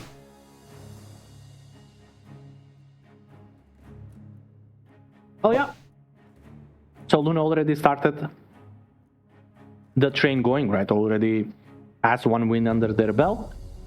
So that must, relieve a little bit of a pressure that they might feel, right?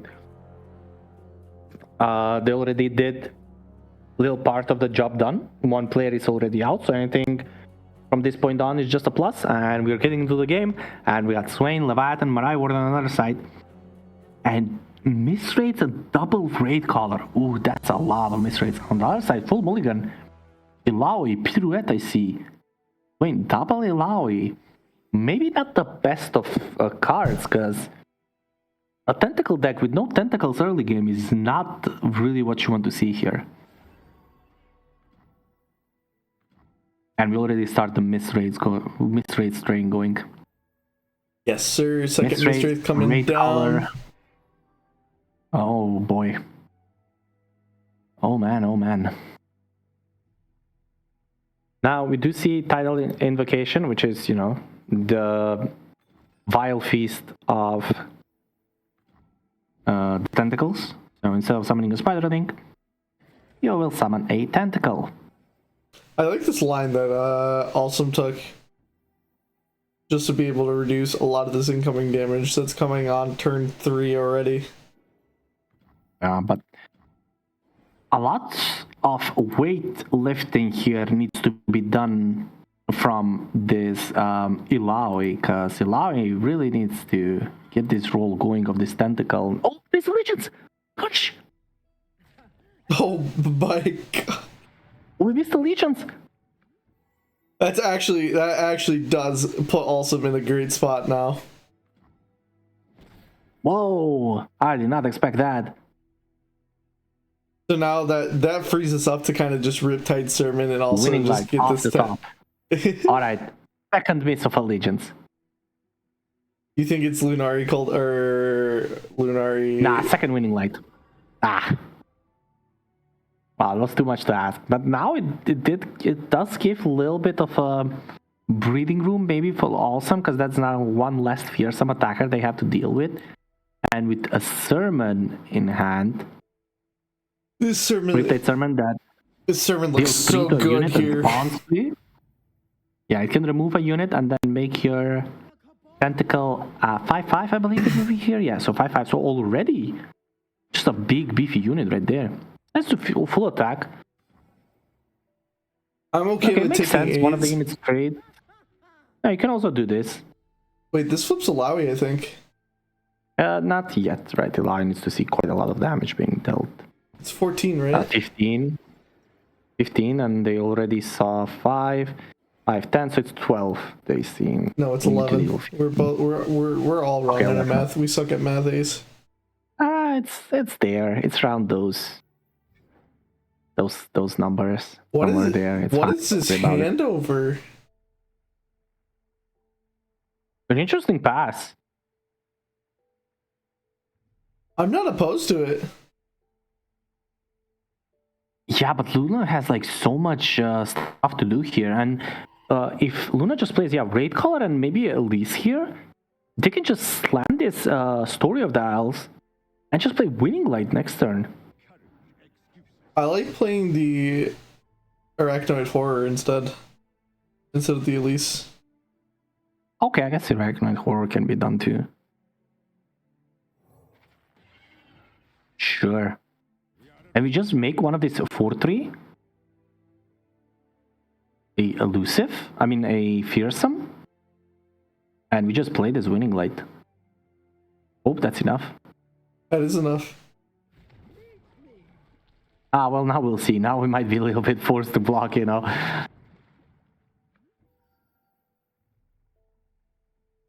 I'm okay with blocking down here.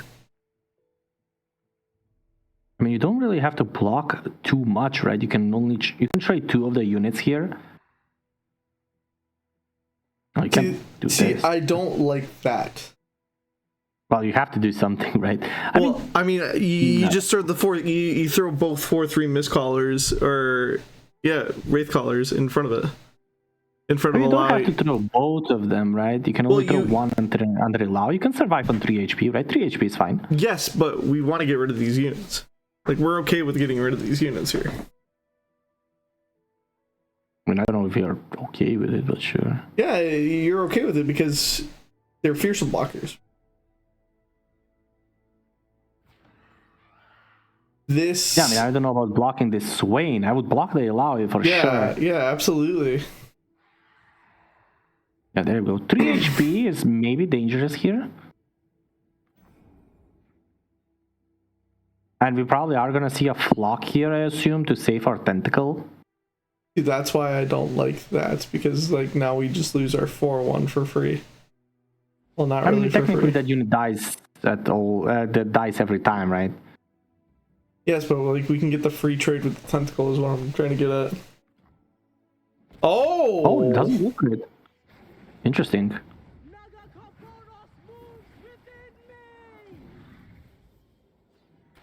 Lao also flips here. Down to 3. So is this enough if we just go for Winning Light? I don't feel like this will be enough damage from Luna's side. It's enough. Soul Cleave kind of changes stuff here now. Soul Cleave changes everything here. We can go Elise into Spider, into Skitterer, and then just kill the Skitterer. Or, hear me out. We Soul Cleave the Mistwraith and then Winning Light. Or we Soul Cleave the Mist Caller. Great Caller. Wraith Caller, yes. We Soul Cleave the Great Wraith Caller, Caller. right? Oh, I like that idea too. Now that actually might be enough. Good call there, Hirsch. That was a hell of a spot. No, No, we're taking the doesn't see it. safe line, not the fun line. This makes me sad. I don't even know if it was safe. This is the safe 3 line. HP is not the easiest to be dealt with here. Because now they can just kill the spider. They probably do have to just...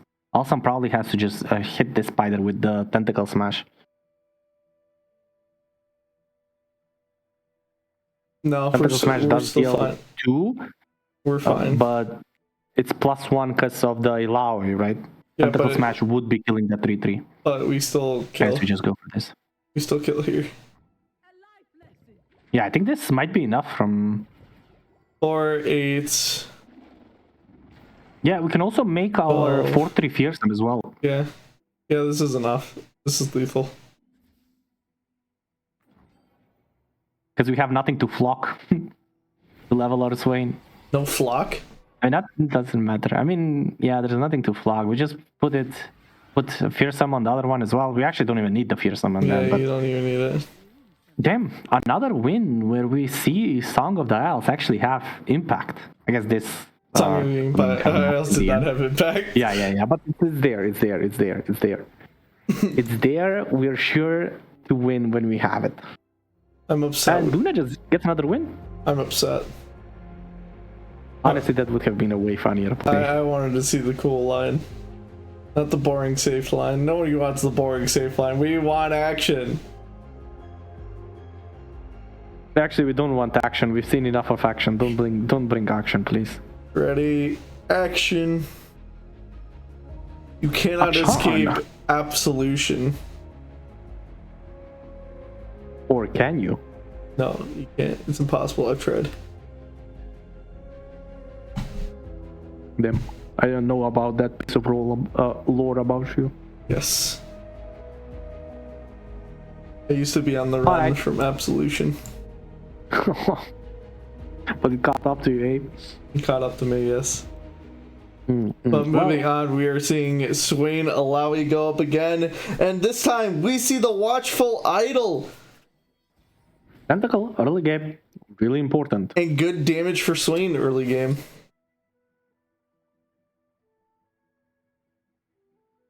But what is this deck going, or what is Swain Alawi going up against Ace? Fearsomes. Fearsomes. And that's not a fearsome blocker yet. It is not. Soon though. But Tentacle Smash does make Tentacle go up to 4 here. Ooh, there's the Vile Feast of Tentacles too, so...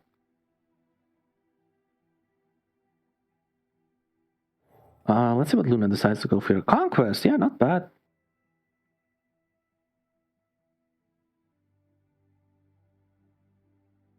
Maybe this Conquest would have been better if we could copy some Skitterer later down the line, but sure, we can play it right now. Just get some use of that mana that we have. Opting not to play the Mist Raid, instead just plays the Conquest. And Awesome just goes for the Tentacle Smash already. Tentacle Smash, removing the Spider, and going to push 4 damage phase. Very interesting. Yeah, you know what? I don't hate this, because now it will put pressure on Luna to actually commit some blocks this game. Because last game, we did see that big swing from Swain, Tentacle, and Ilaoi, but Luna could, just take most of it and survive on 3 HP. But now we might feel a little bit more pressured to block more stuff. Holding up this Riptide Sermon mana in case Luna has something else up her sleeve that she wants to get out there. I feel like this is a decent pass as well. Yeah, takes the pass. Mark of the Isles, not bad to blow out some plays from Alsam's side. Hey, look, a fearsome blocker. That is also fearsome has blocker. fearsome. Wow, there's Wow. a blocker and a fearsome attacker. Great value. Now this is also a fearsome blocker and a fearsome attacker. Opts to trade down the tentacle, right? Maybe trying to get a new one going on. Yeah, Just take I kind of understand this one. Yeah, Luna doesn't put too much pressure on right now. There's not a lot of units on the board. There's not a lot of pressure going on, so also it's kind of just chilling here.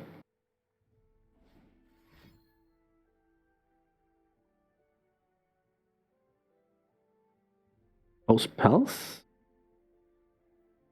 Yeah, I don't think this fervor is much of a use here. No, but I'm surprised Luna didn't go for the line of taking this Swain off the board. Maybe after...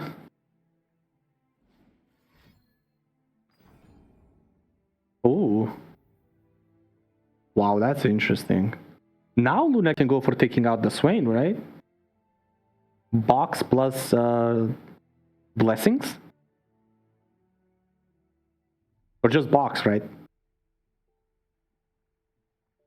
Mark of the Isles and box, yeah. Just box, right? Because it will deal 3. Does it not deal 3?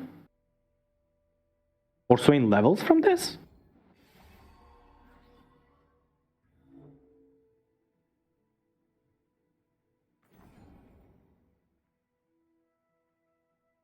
Oh yeah, I believe Swain levels from this fervor, right? Yeah, Swain just levels. That's just one fervor leveling the whole Swain. Holy. So forces Luna to commit 2 stuff. Yeah, forces Luna to play 2 stuff. 2 pieces of interaction to remove it.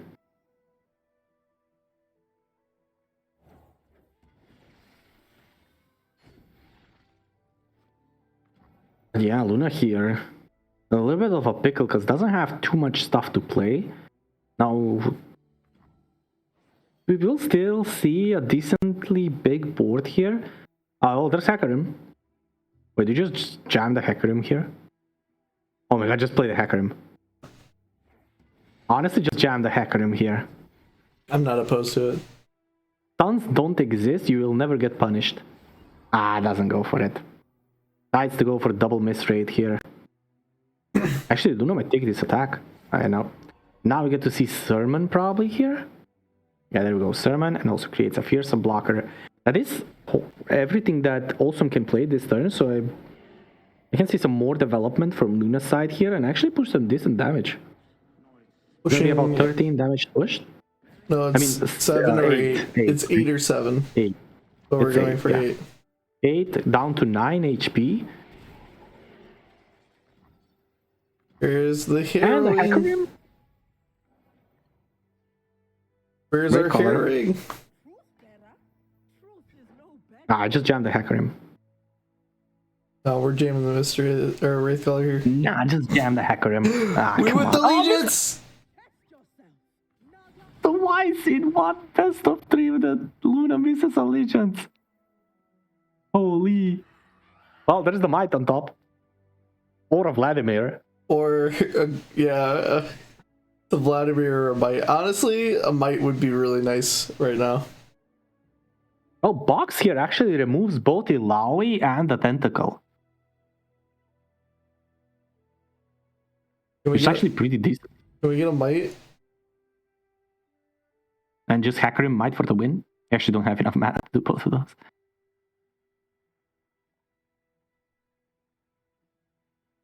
Yeah, Luna can block with the 3-1 here as well. Has to go for the 4-3, I guess.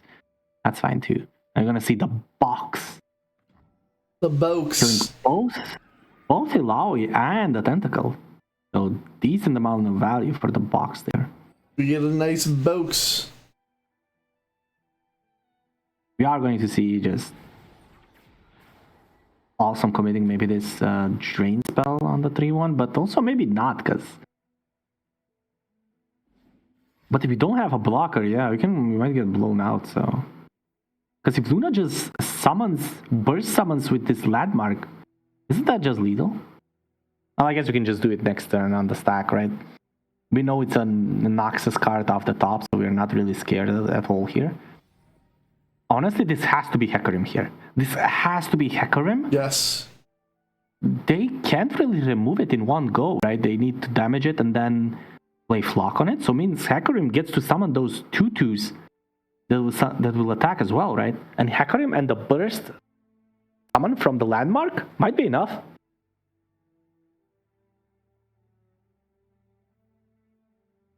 What was the strongest allied follower that has died? It was a miss rate, right? 5-3 miss rate? Or was it a raid caller? It's a miss rate, okay. Jam the Hecarim, jam the Hecarim. Jam the Hecarim. It's now or never. You have to jam the Hecarim. Hit it. Hit it. Come on, Hecarim. Oh, let's go. We get to see the Hecarim. This man has something with horses. Okay, so now we're probably going to see Riptide Sermon here. And Riptide Sermon plus Flock kills it. But he still summons the 2/2s. And block 3. Oh, we only do 7 damage.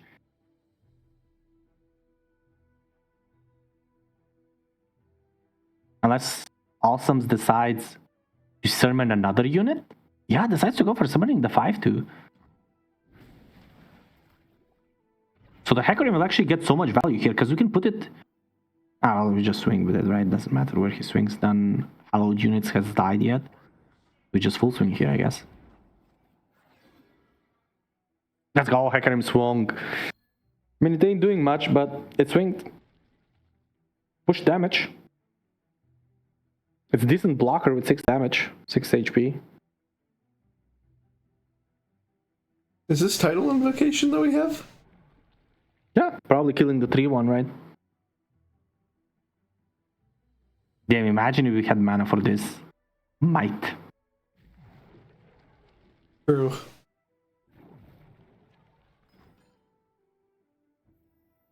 Alright, pushing 5. Down to 4. With this might, there's always a chance for Luna to find the lethal.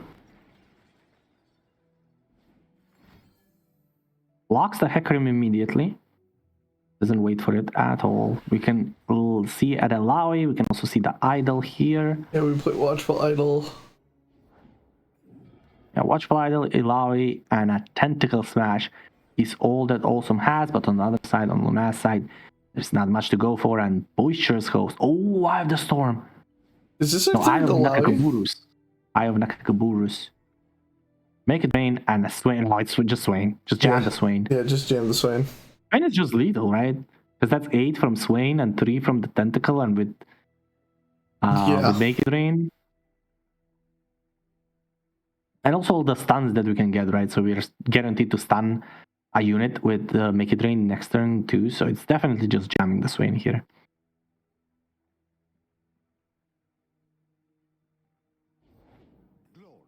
Yep, there's a Swain.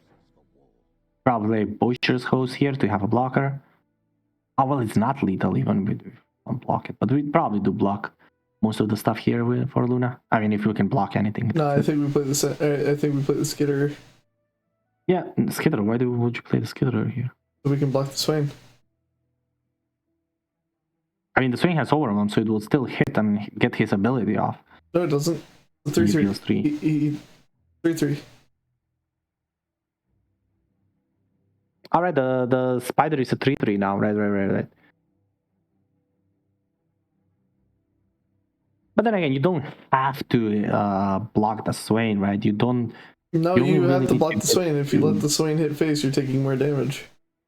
Yeah, but you're taking 7 from Swain, right? You're still healthy at 4 HP. Yeah, that's what I'm saying. You just block the Tentacle here and you're alive. You're fine, you're being chilling. 4 HP, it's plenty. All Luna is trying to find here is a big enough attacker. I guess, yeah, if you play the Sentry and damage the Swain, I guess then you have like a swing maybe? I don't know. Oh Well, never mind. my. Yeah, that's how you do it What sometimes, you a know? top And, deck. there's 3 more mana for Might as well. Oh, well, Luna just wins. What a top deck. Yeah. Damn, imagine missing Allegiance twice in 2 games in a row and still winning them. What a giga chat. For real. And you get your Hecarim. And he flips. Ram, I get flips! Alright, let's see. There's some shenanigans here. This Make It Rain needs a hit face. Okay, so hitting phase, and then what? Hitting one of these 9-2s so you can drain it and deal 1, I mean. I don't think there is a way to survive here. If this Make It Rain hits face, I think there's a chance. Oh, wait, so Tentacle Smash can kill the Hecarim. Yeah, but any one of these hitting is just over. Wait, can this... Can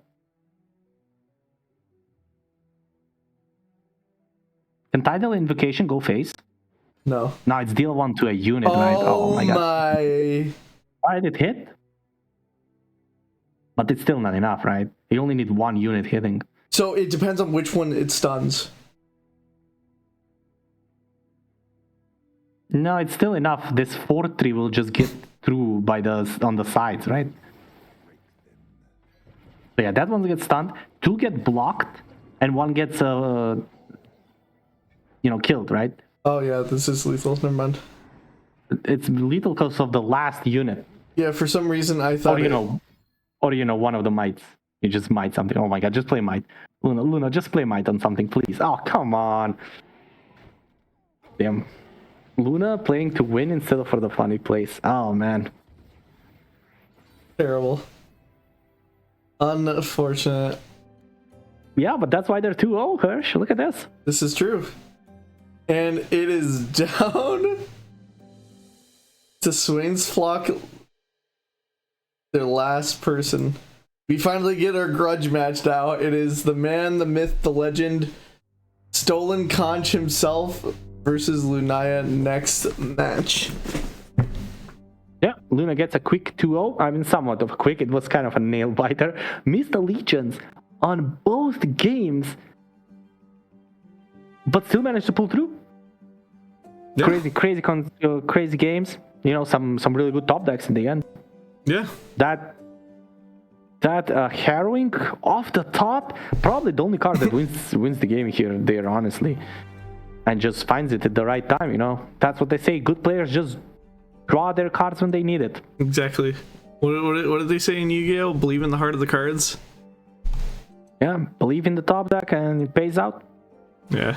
So with that, we are going to cut it to a quick 5-minute break while we get everything set up for possibly... Don't go anywhere. Might be our last game. Yes, it might be our last game. So with that, we'll be back in 5 minutes. Who are you pointing at? Get us out, man. I cannot hold it.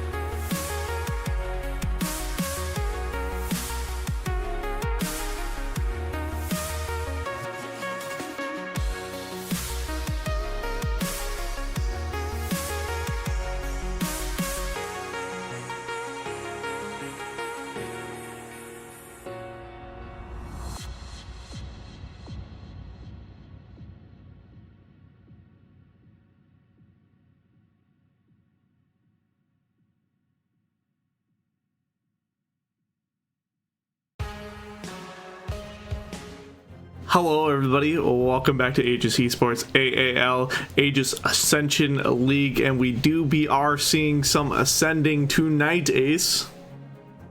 Yeah, Luna be ascending into Legends if they manage to clean sweep the whole team, right? Yeah. Or will our last player on the opposing team ascend into a Legend themselves by starting the reverse sweep?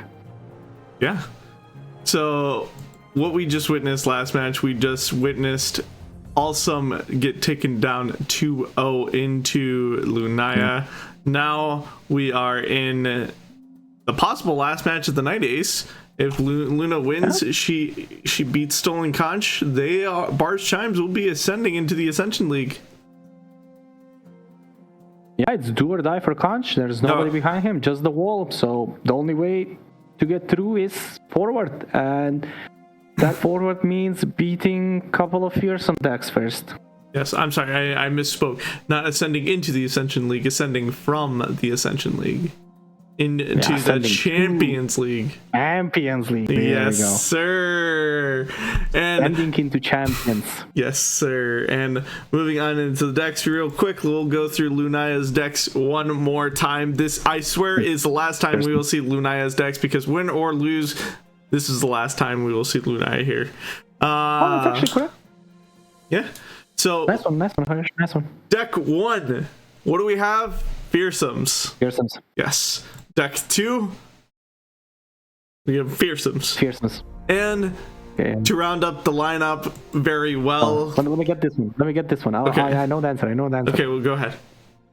It's Fearsomes. It's Fearsomes, yes. Let's go. Let's go. Moving on into Stolen Conch's lineup. Let's see who let Conch cook this week. We have Evelyn Udyr. I'm not even going to touch this with a 10-foot pole. Ace, you take this one. Well, Evelyn Udyr. What does Evelyn Udyr does together? I have no idea. But where do those two champions come together? Well, Spirits Unleashed. When you play Spirits Unleashed, means all of your units get the buff. And what does Evelyn and her package do? Summon Husk. They will also get buff. So once you play a unit, they will get the original buff from Spirits Unleashed, and they will also get buffed from the Husk, right? So your units just become bigger and bigger. So that's why the Evelyn is there. Evelyn just makes your big units even bigger. And what does Udyr bring to the table? Well, Udyr is in Freljord. I mean, if you're in Freljord, you run stuff like Omen Hawk, you run stuff like Three Sisters, Troll Chance, Inner Beast. And with those big units, because you will make some big units, Udyr can make those units have Overwhelm or Regeneration and just get those units over the top. And if everything fails, from all of the husk that we have created, we have They Who Endure on top of the curve. Now, me personally, Hirsch, They Who Endure is one of my all-time favorite cards. Back in the day, this is like 2020, LoR gets released. On the first season after the official release, I get Masters with They Who Endure and all of those Spiderlings or whatever it was played back in the times. I think it was Elise, Callista, and just They Who Endure with Atrocity. Oh my god, those were the feelings and vibes that we all miss. So Stolen Conch definitely trying to reminisce a little bit. Reminiscence? How do you say that word? Doesn't matter. They Who Endure with no Atrocity. It's not as strong, but definitely there, and I'm really hoping to see a They Who Endure in action. Yes. Moving on into the second deck of the night, we have Poro King. Our king has come back to us finally, and I don't know how I feel about this, but we have a Void Abomination here. We have a one of Void Abomination. Yeah, well, continuing the trend of playing Runeterra champions, from what I see of Conch's lineup here. We are not going with Evelyn. We already have Evelyn. We're going for Poro King. Now, Poro King and all of the Poros, they might be small. They might start off as one-ones. They, might be small, but they be snacking. They do be Once snacking. you have like one snack, couple of snack, maybe, even a triple snack, maybe some espresso snacks and all of that, you become big. Yes. That's simply how it goes in life. If you snack too much, you will become bigger. And Conch definitely wants to do that. Just play a bunch of Poros. They might seem harmless, but oh boy, can they bring the pain. And combine that with Conch decided this is, something similar with the Fearsomes, where you can, go into any direction you want with the splash. Stolen Conch decided to go with Shurima. Decided to go to splash the Shurima, one Rite of Negation, and one Void Abomination, as well as 3 Sunborn summonings. Now, what does Sunborn summonings do, Hirsch? That's the real question here. It summons, or it tutors a champion. And what champion will it tutor? Well, of course, the big bad Poro Kingy. Yes, and sir. Poro King and the Poro Snacks is really what makes this deck a menace. If you cannot find Poro Snacks and or Poro King, the deck is really just not that strong at finishing games. But with Poro King and, as you said, Sunboard Summoning, you have just so much ways of drawing your champions, and by so much I mean 6, but still. Yes. So yeah, it's a deck that can definitely blow up hard. So we not only have 1, not 2, not 3, not 4, but 5 chances to pull our Poro King Ace. Well, 6, right? How is it 5? Because we have 2 Poro Herders. Oh my god, well why didn't you yeah, it's fine. But why don't you count the Poro King as its own card? Then it's in like 8. Because it doesn't get tutored. Poro King can't tutor itself. You just draw it. If you draw it, that means drawing is not tutoring, Ace. I don't know, man. If you're good enough. But Luna just tutored the Harrowing in their hand last game. I don't know what you're talking about. Moving on to the third and final deck of the night for Stolen Conch, we have Bard Jinx getting as much value as possible through the Bard, getting this Jinx as many times as humanly possible. And apparently this deck likes to deck out, but we can't really deck out. Ace, you know why? Because we have this really cool... No, because we have this really cool card called Bursting Backpack. Oh, yeah. Okay, well, fine. Well, except, I guess, of this Bursting Backpack, therefore being able not to mill out, I guess, fine. What Bard is trying to do is just really use that, the way that PNZ and the Jinx package can draw cards and just get those Bard buffs, Bard chimes, just going through the deck as fast as possible. Just get the buffs fast, get them on the board, and just put pressure. If you can get some buffs from the Flame Chompers, then you just summon the Flame Chompers for free with Rummages, with Urchins, with some Dredgers, with Augment Experimenter, just all the discards. It can really get out of hand really fast, where you just draw, chimes here, chimes there, a bunch of your units are buffed, Jinx flips out of nowhere, the one Suit Up, I love Suit Up, it's a great addition to the deck. You're going to draw a lot, so most of the time Suit Up will be just a 2 mana, make a unit a 4/4, just insane. But again, a deck that we have seen before, but it definitely has that explosiveness in it. It's not just, normal discard pile. Like, once those buffs start hitting, it's becoming really hard to deal with those buffed out units. Yeah. And also there's some burn right there. Look at that. Triple Mystic, triple Blowback. Might just blow you out of the waters. True. And moving on into the matchup screen where we see all 6 decks all at once. What are we thinking for bans here, Ace, and why? Well, Stolen Conch is going to ban Fearsomes, because what else is going to do, right? But which one? Oh, yeah. Come on, so they're all the same. It's gonna be the Hecarim deck. Are you sure? It's always the Hecarim deck. Yeah, sure, why not? It wasn't the Hecarim deck the last 2 times. Yeah, but the last 2 times Luna won, so I guess Stolen Conch should, learn something from the past and to not repeat it. I don't know, man. I don't know. But what is Luna looking at banning? It's kind of hard. I feel like it has to be the Jinx deck, right? Because that's the only one that looks like fast enough to maybe end games before the Fearsomes can get online. Because with the Poros, I feel like if Conch maybe, you know, has the time to play a couple of snacks, maybe it's over. But man, it's kind of tough decision. Because what if Luna just feels like they can steamroll the Poros before they get big enough, right? I don't know, Hirsch. This might be like a little bit of a tough call, but let's say Luna goes for banning the Jinx. I would personally ban the Jinx here. You would personally ban the Jinx? Oh, yeah. So we see another Nyla Nocturne ban and an Evelyn Udyr ban. Why did I keep banning Nyla? What's up with Nyla there? I think they're more afraid of the Nocturne than anything. You know what's the real reason?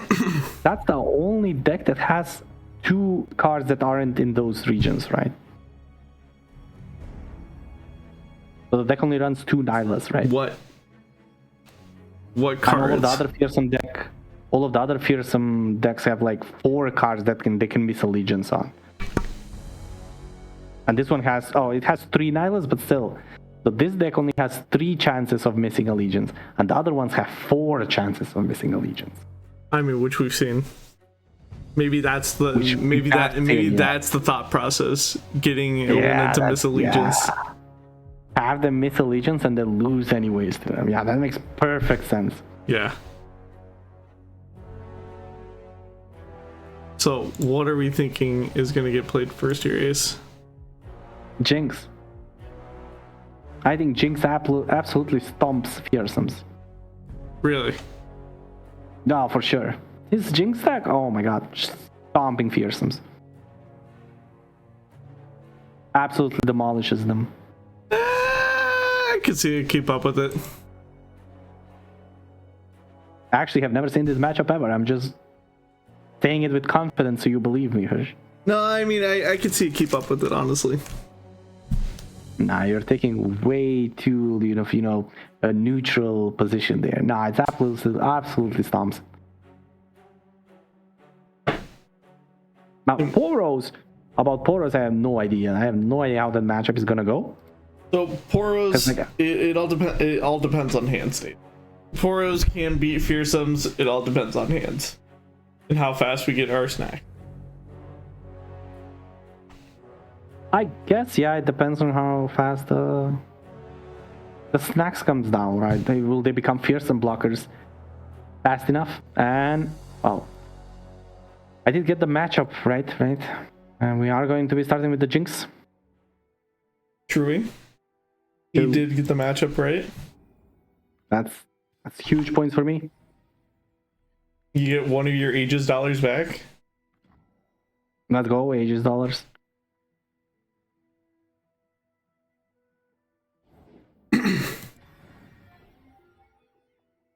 And we do see an update on the side of the other side of the bracket.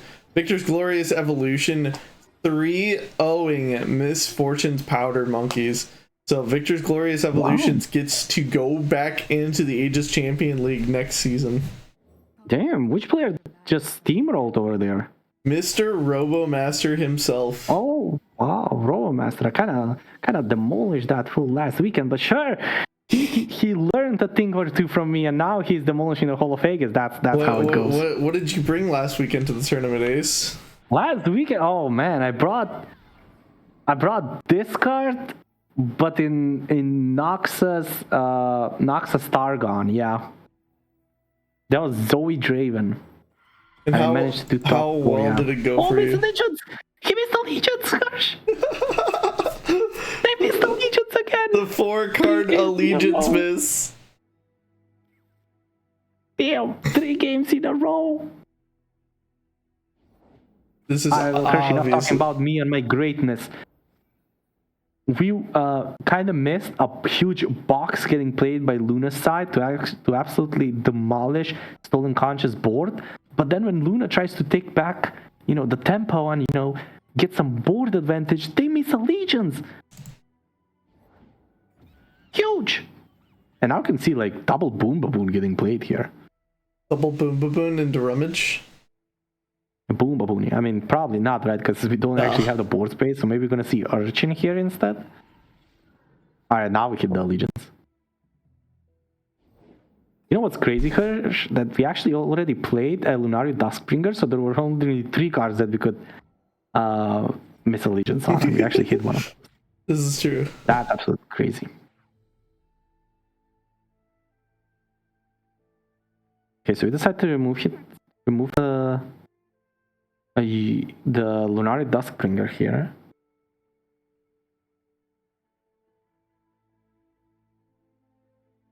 Already 9 chimes in the deck, so we are about to start seeing some chimes now.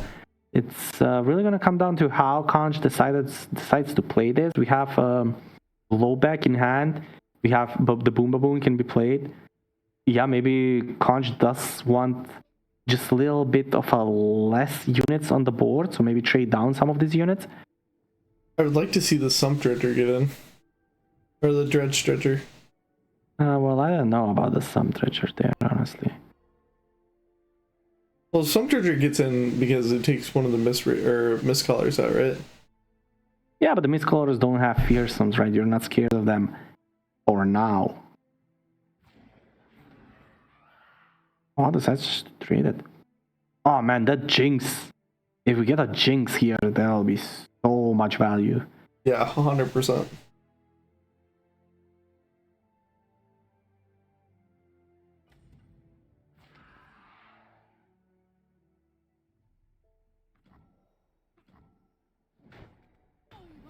Opting to trade out and not throw in the Mist Wraith. I think Luna is afraid of the Jinx.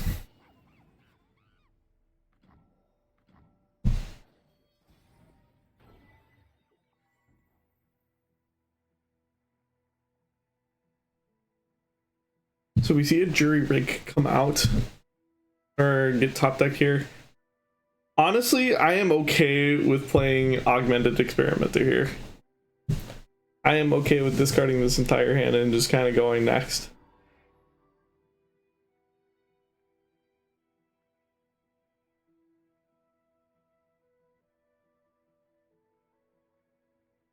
What do you think, Ace?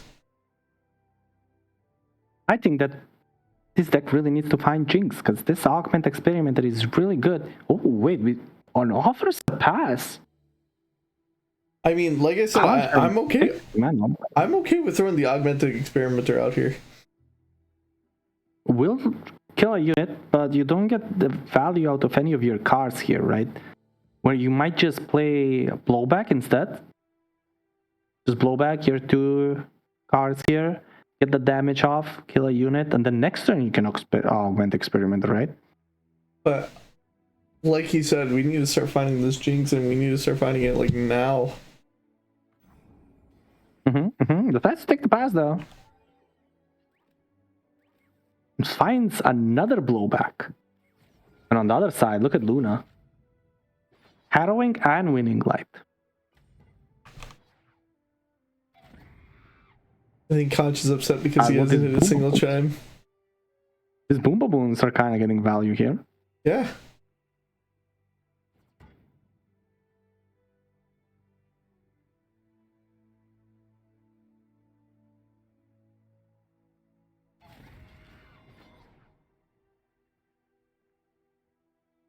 Gonna pull this Mist Wraith out and look to get some more trading done here. I assume Luna's just probably gonna take the 4 damage though. No? Alright.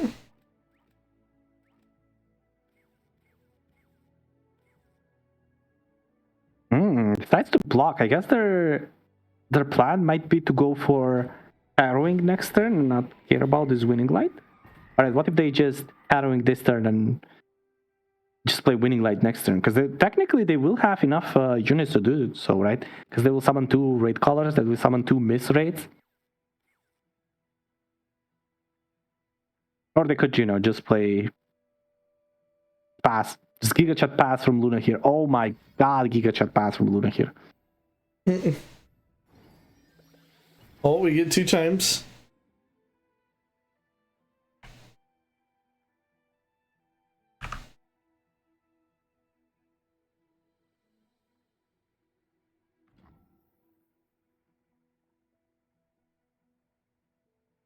All right. So Luna just keeps passing. And Stolen Conscious has to like commit something big here to force Luna to play something, but Luna doesn't want to play something. She's just chilling. Alright. Cue the harrowing. I want to point out, Ace, we're in turn 8. And no damage has been done. On the other side. Koch definitely feels some damage done because there was 0 chimes so far and no jinx, so Conscious Mental has definitely taken some damage here. Alright, that's a full harrowing. That's a full massive harrowing. 6 damage on all of those fearsomes. Now, we can see double blowback here. We can see blowback and then maybe Augment Experimenter post-combat. We're probably not going to see Augment Experimenter immediately because that would mean we lose both of our blowbacks. And that's not ideal. But we only have one fearsome blocker. So we might be taking 12 here. Conscious passing. We can see double blowback as well here, you know. Double blowback doesn't sound that bad. I don't think we can afford to get rid of our... Yeah, but we don't have to remove both Augment Experimenters, right? One of the blowbacks can hit Chomper. The other one can only hit one Augment Experimenter, right? This is true. 2 and then 2 the other one. This is true, yeah. Yeah, we don't have to remove all of them. But if we want to play the Augment Experimenter this turn, that does mean we only play one blowback. Yes.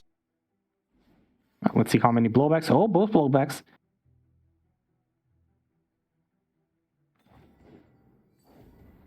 Yeah, there we go. So Conch manages to clear everything on the side of Luna's board. But let's see if they can put enough pressure, because yeah, they survived. They survived one harrowing, but how about a second harrowing? I don't know if they can survive a second harrowing. Good thing Luna doesn't have a second harrowing. Am I right? Yeah, they definitely don't, right? Okay, what's the top deck? Third Augment Experimenter, damn. That's all. Oh, yeah, Luna just passed it. Oh, they have to. Yeah, they have to play it. All right, so Luna is threatening 7 damage here. Oh, yeah, we see found the her bar Jinx. and the Jinx and the Mystic. Oh my god, but we have no mana. Oh, what the... Oh, that's devastating. That We actually spent the is really last... devastating. Oh, man. I guess we can kill this this Wraith Collar, but that doesn't do much. Mystic shot it. I mean, you know, you just pull it with the Chompers and it dies. We need the damage. Oh, yeah, sure. We're gonna be getting damage here. Hirsch. We can actually also, if Stolen Conch attacks here, Luna can burst summon another Misraid, right? And then just trade down the one fearsome blocker that Conscious has. So even attacking here is not correct play for Conch. Oh, a tough position to be in. I'll push it to that side. Yeah, that's fine. I guess they summon one less unit with Harrowing, right? Yeah. It's funny that Luna can just play Lifesteal on that unit and just full heal. Oh my god, just do it, Luna. Luna, just play life. Oh.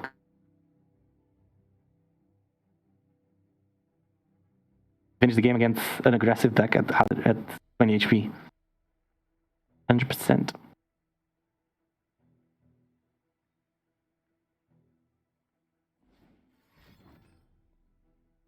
Alright, well, we see the Mystic Shot protecting our one and only fearsome blocker.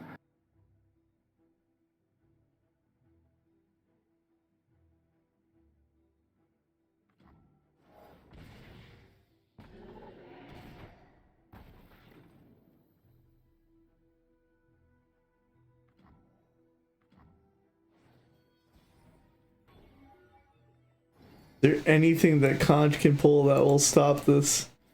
Rummage, Well, okay. Jinx. Man, if we had the Jinx on the board, maybe, but then only deals 1.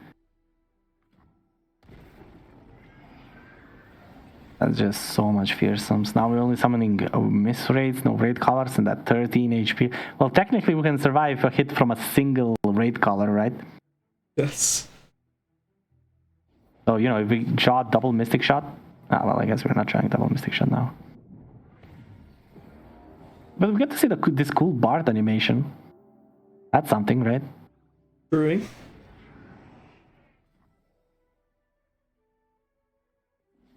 I get to damage the Jinx. Hell yeah. Gets another Bard. Wait, play the Bard. Get the buffs, and now they become fearsome blockers.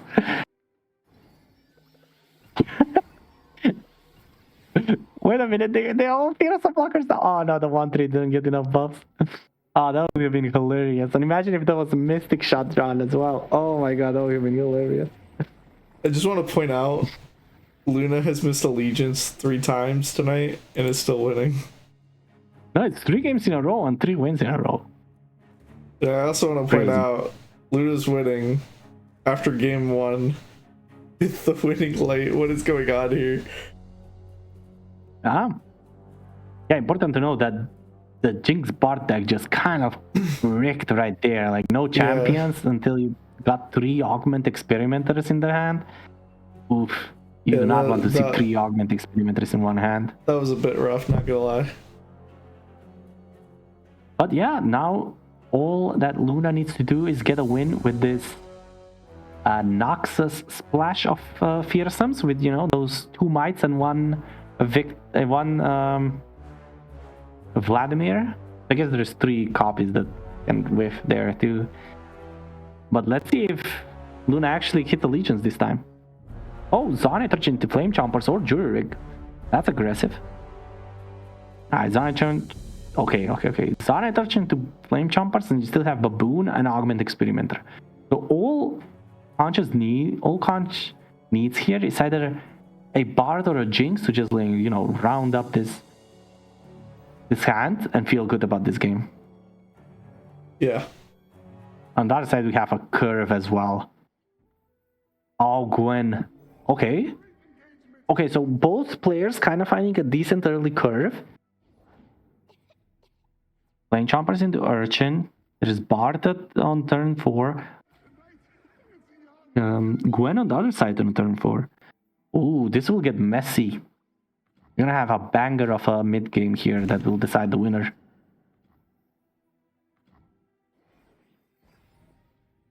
All right. Ooh, okay. I'm gonna get to see if Luna hits Allegiance this game. The Butler here, really good. Boom, boom. Luna might even decide to trade here, just get the Hallowed stack going. Or you can also just pass and have it as a fearsome attacker to swing with next turn. I'm okay with passing here, just taking the damage. And apparently Luna is as well. Okay, we're just Caroline. set up. No meaningful turn 3 plays on both sides. Conch doesn't really have any playable units. They can rummage the Flame Chompers, but that's not that much of a value. On the other side, Luna can play a Skitterer, decide to go for it, and will actually just push 6 damage now. Very nice play, actually, from their side. So a nice little 7 damage push because of the Hallowed of the Boisterous Host that died round 1. Yes. Just decent amount of damage already. Alright, a Chime. Hit the Bard. Okay, that Bard is chunky. Oh, hell yeah, that Bard is chunky. It's Fearsome Blocker now. Alright, Allegiance. Is it time to hit Allegiance now? It's always time to hit Allegiance. When?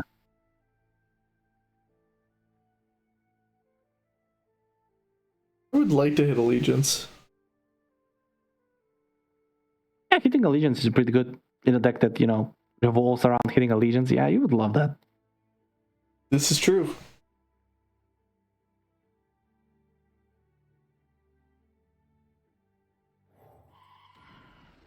Oh. If we break the curse. But see, the last 3 games, Luna missed Allegiance and won. What if they hit Allegiance this turn and lose? I mean, this game and lose. No way. You say no way, but there is always way.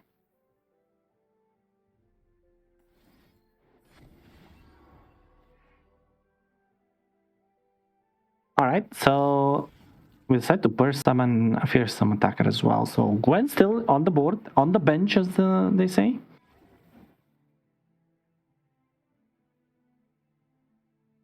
And some decent attacks committed here from Luna's side will get traded. There is blowback in the hand as well. Let's see if it gets committed. Doesn't go for committing. It probably wants to play down the Jinx and decide their options.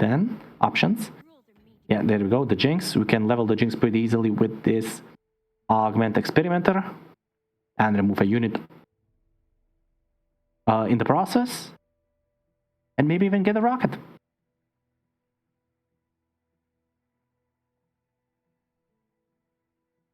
Yeah, it's gonna come down to this harrowing. Can Conch survive the harrowing, or maybe even put enough pressure to try to finish the game next turn, maybe through some burn? I don't know if this is... Alright, decides to go for Rummage. And probably just going for that Augment Experimenter next turn.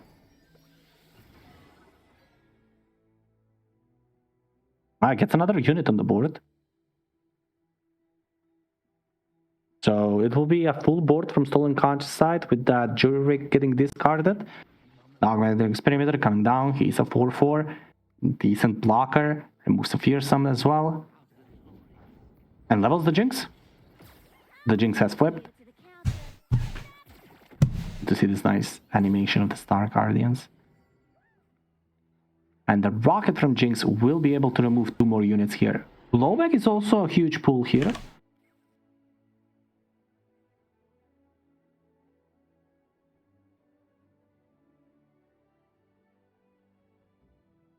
I think Conch just Let's see. I think Luna just wins next turn. Yeah, but let's see how much Conch can pull damage out this turn, right? If the rocket is already dealing 3, right? We can definitely push some unit damage as well. Maybe with this blowback and some burn off the top, maybe it's enough, Hirsch. Do never underestimate the power of burn of this deck. Alright, Gwen also, now we have Thread the Needle, which means we could kill Gwen to kill a unit. But we can't kill any of our units at that point. Oh, we can, of course we can. We can do it right now if you want to. we do that, if we do that, then we don't have Harrowing mana. That is true. No Harrowing mana. But we actually need it to survive, right? Because if we don't do this, Stolen Conch can just pull the 2 remaining units on the side, and then they push 5, 10, 13, and with the rocket that would be lethal. Oh yes, you're right. So yeah, Conch actually manages to put up enough pressure where Luna isn't allowed to keep all the mana, to float out the mana for next turn, bank it up. So yeah, pretty decent play from Conch here, forces answers. And let's see how much damage they can push on top of that. If they pull both units to the side, they push 3, 7, 8 damage. With 8 damage, that means they're down to 4 and Blowback can deal 3. So a Mystic Shot or a Blowback off the top, and that's just lethal for Conch.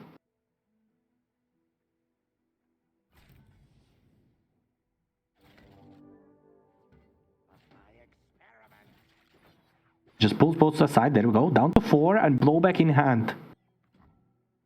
Oh, Hirsch. It's close. Yeah, and I think Conch has to find burn or they might be dead here, because, yeah, they're dead if they don't fall. Oh, man.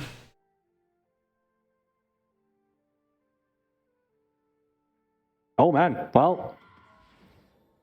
Nope, missed the legends again. Ain't no way they miss Allegiance again. 4 games Oh in a my row. god. 4 games in a row, Hirsch, they miss Allegiance. How does this even happen? So tragic. That's actually crazy, not gonna lie.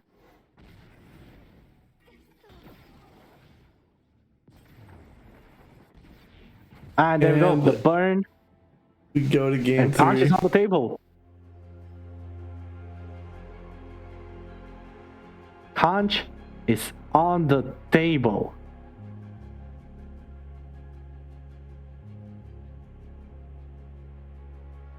Ah, there we go. All Conch needs to do now is win 5 more games in a row, and they've completed the reverse sweep.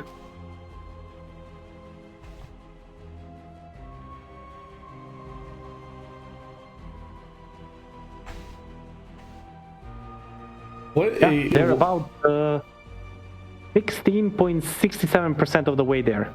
They won 1 out of the needed 6 to win. yes. Reverse sweep. Yes. So 16.65% of the way there. And what do we have to get us to 33%? 4 rows, Hirsch. We have 4 rows. I do love me some Double Poros. stack already. And this is what I was telling you about earlier, is the main thing that kind of makes or breaks this matchup is how many snacks you get. And getting double snacks out the bat, it kind of puts you in a very good spot. Yeah, and Poro stories as well. So you're gonna just have infinite Poros there. And both of the Poros have elusive already. Oh my god. So this just now becomes like a race to the finish line. A race to the finish line where Stolen Conch is already halfway there, basically.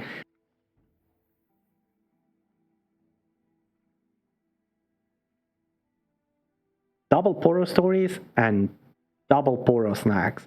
That's 2 pair right there, combined with that nice little right of negation just for the late game if we need it. That's looking juicy already.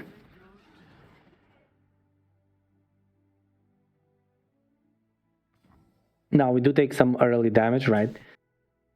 We can commit a snack here and get our patch portable to 3-4, or all we do, the snack gets committed. The patched Poro becomes a fearsome blocker, raids with a unit cleanly, and now Conch can just get the train going. Play all these Poros. Or I guess just swing with the double. Fine, you can swing with 2 Poros, 2 elusive ones. Oh man.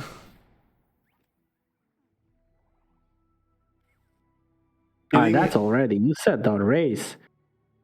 Yeah, getting But put this on a is ticking more. time clock right now. And there you go. The Conch special. Throwing out a couple of emotes there.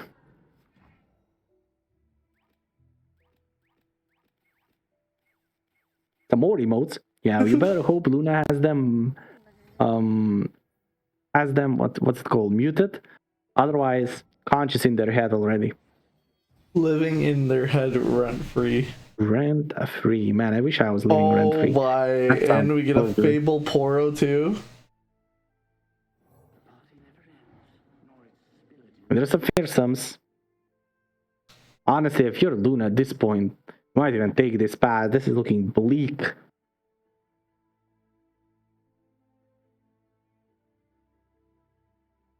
Now, Conch basically has like infinite Poros at this point.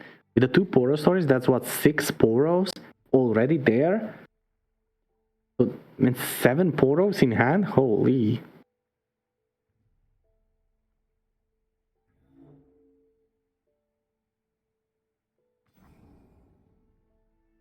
Alright, decides to full attack.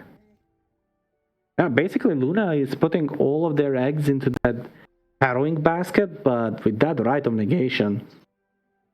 Oh Yeah. boy, oh boy.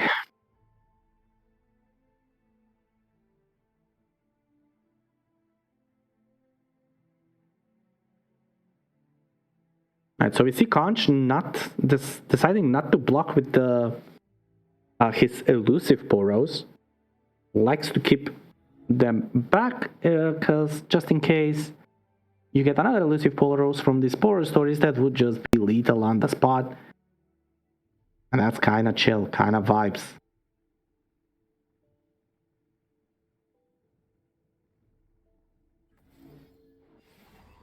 Wow, Luna goes for might here. All And goes for the he Mark likes of the to. Isles. Or Song of the Isles here. Just to try to get some sustain going on here and push as much damage as possible. Heals as much as possible and pushes as much as possible. Basically saying I play Harrowing in 2 turns and that's all I can do.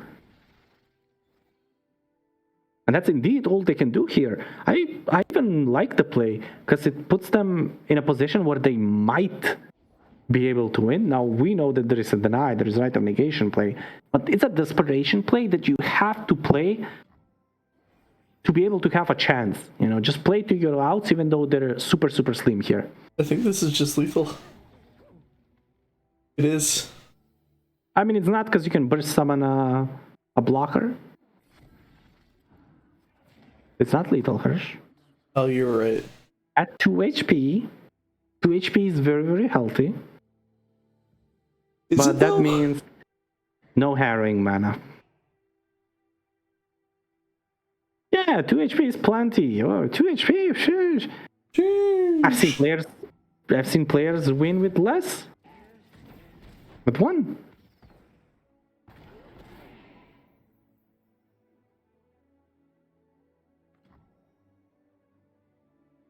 Alright, so what Luna is gonna try to do here is play Skitterer and double lifesteal 2 units with lifesteal. Oh man. And deny steal. Oh man. Okay, so we play Spider, and we kill one of our spiders. Summon 2 more spiders. That's if This one Conch. spider? That's if Conch doesn't. 1 spider, 2 spider, blue spider. What? Oh, you don't know the thing? I mean, 1 spider, 2 spider, red spider, blue spider. Blue spider. Yeah, there you go. You got it.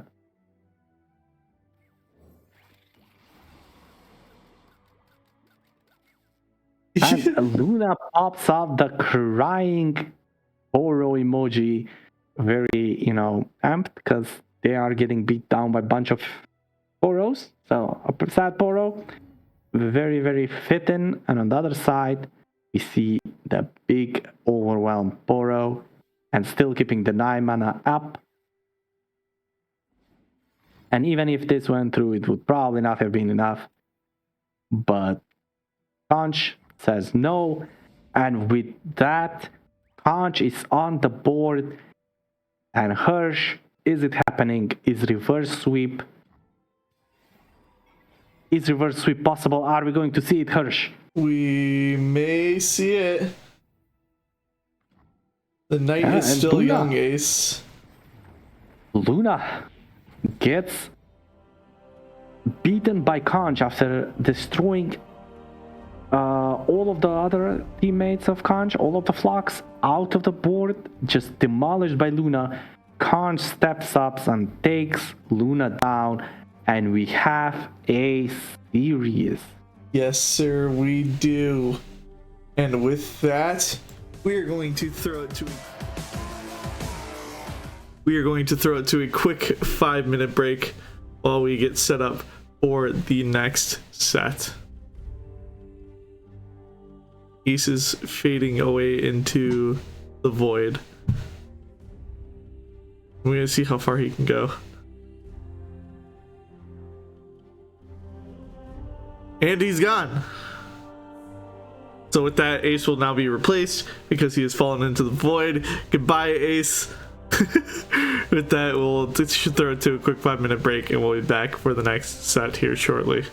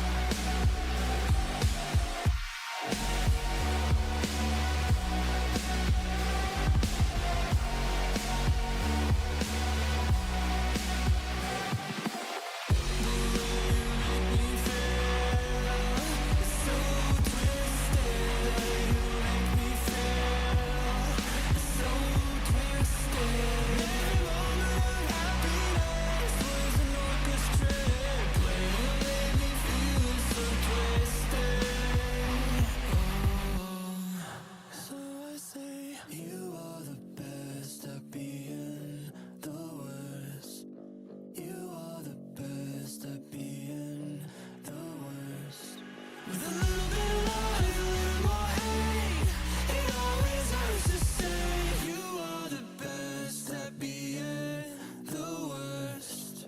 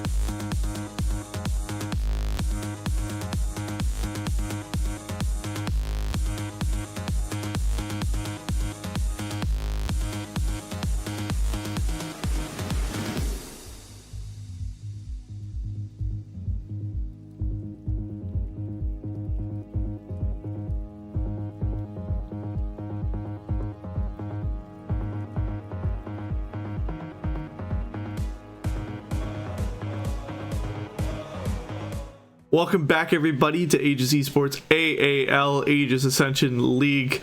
We are in relegation for ACL to go up to ACL, or for people to keep their status in ACL. And Stolen Conch is fighting for his life to go back into ACL right now. Stolen Conch has beaten Lunaya, and it is now him against the world. He has Lizzie, and he has Ballfire to go into next. And if he succeeds in his next two matches and pulls off the reverse sweep, his team goes back into ACL for next season. But if Stolen Conch falls today, then Barge Chimes takes that spot to go into ACL next season. Yeah, all of the pressure on his shoulders, right? Has to perform right here, right now. Or that's it. Yes. And so with that, we know that it is Stolen Conch versus Ballfire for the next match. So let's get right on into the decks. Going through Stolen Conch's list one quick time here. We have Bard Jinx, which as we saw in the first in the first time we saw this deck doesn't do too well if you can't find your champions. Yeah, but when it can find stuff like, champions, it can really pop off fast. We saw some discards, some chimes, and just some burn to finish it out. Yes. Explosive. I like it. Moving on to the second deck, we have the man, the myth, the legend himself, the Poro King. And as we saw, it is very volatile in the fearsomes, especially if you find two Poro snacks to start off your game and two elusive Poros to start off your game as well. Moving on to the third and final deck, we have Evelyn Udyr. Honestly, getting your units as big as possible and also slaying these husks as fast as possible to get this They Who Endure online. If you can't finish the game early, you have They Who Endure to back you up towards the end game. Now moving on into the other side of the matchup, we have Ballfire with a man after my heart. We have Eddie Jin. Oh yeah. Oh, it's aggro. I like it. It's one of those aggro that isn't, just slam units attack. No, it's, a little bit of, has some flair to it. There's a lot of stuff that you put on the stack. It's a lot of stack heavy aggro. So, Jin, really good aggressive cards, but you combine those with every unit that you can find that puts stuff on the stack, and it's also aggressive. That means Crackshot Corsair. When that unit attacks, deal 1 to the face. Legion Saboteur. When it attacks, deals 1 to the face. Boom Kuruki. Deal 1 to your ally to deal 2 to the... No, wait. Boom Kuruki is 2 damage when they attack. Imperial Demolitionist is deal 1, deal 2 to the face. Solaris Sunhawk stuns a unit. Stagehand stuns a unit. Tusk Speaker deals 1 to both units. You have Avenging Messiah, just there for some, I guess, Bush into deny action. Menacel Student there to just double up on all of those nice things you put on the stack.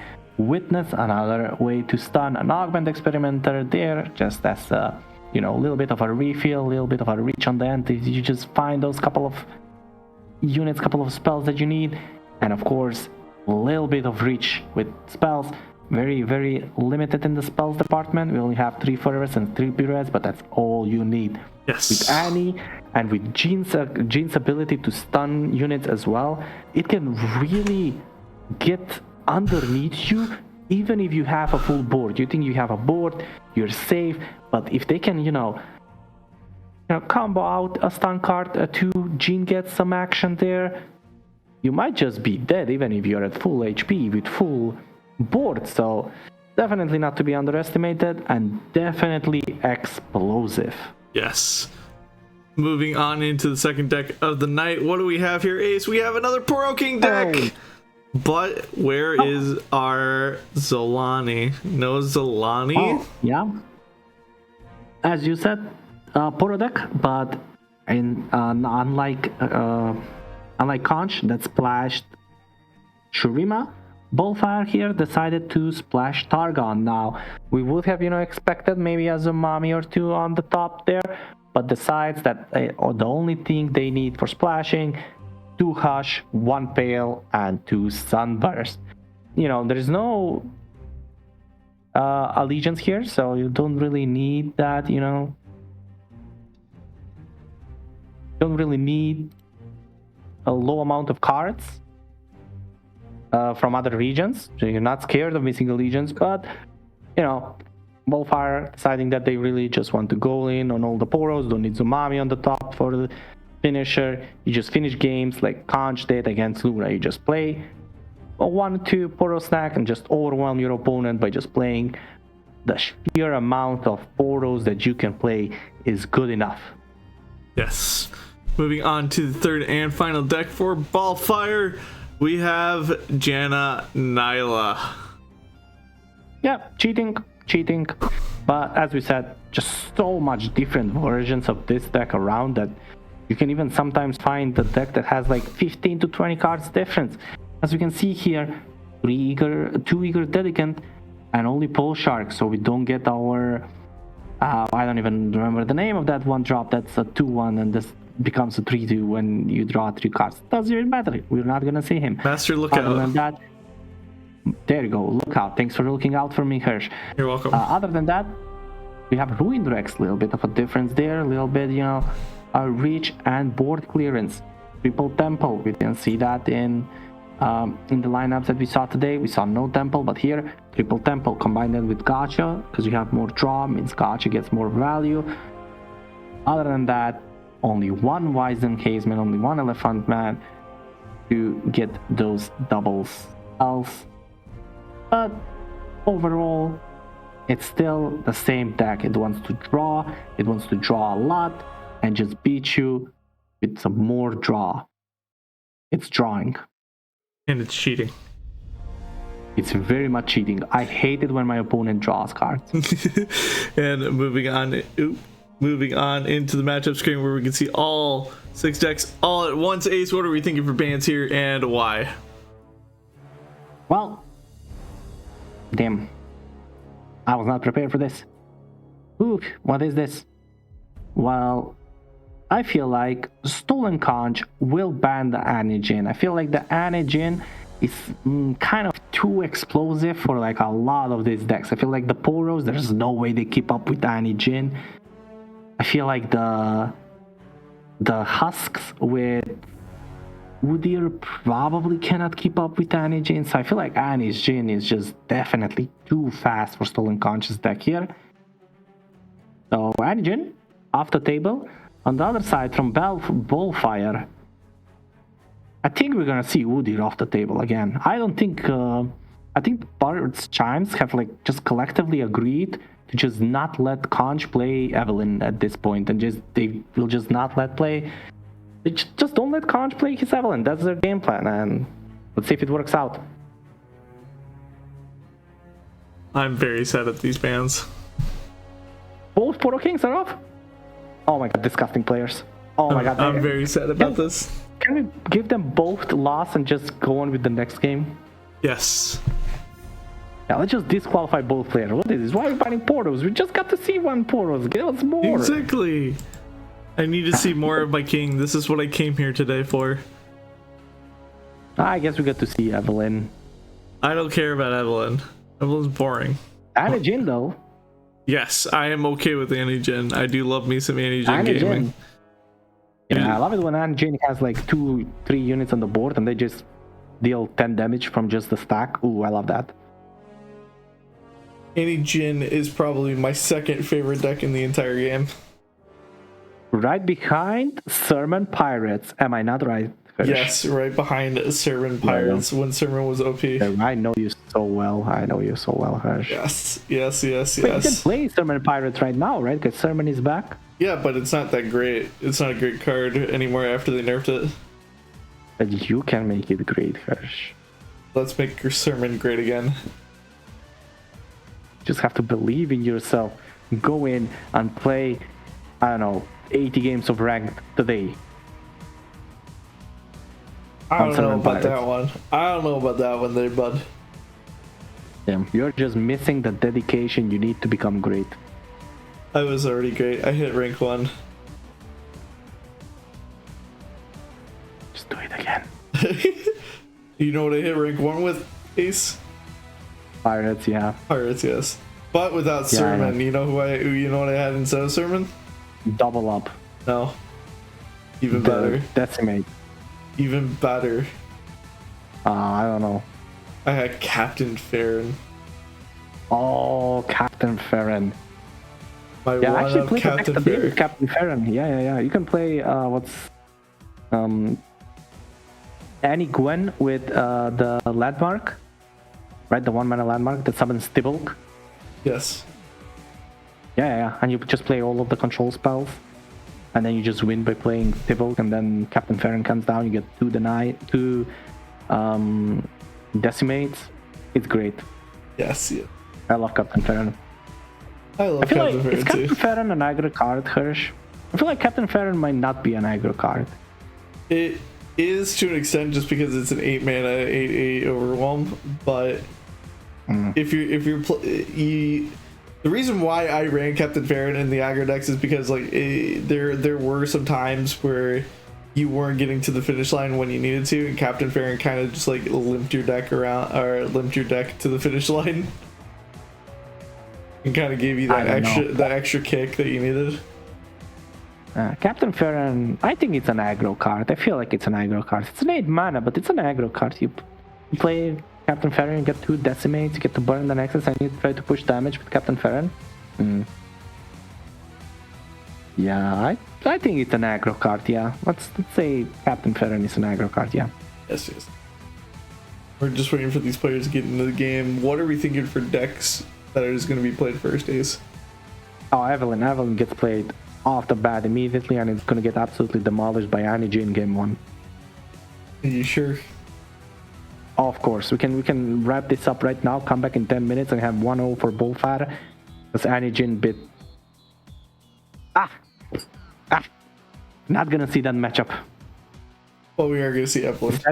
Nyla Jen against Evelyn. Oh, and we already have a Husk and an Evelyn. We have an early gotcha that you don't really want to see.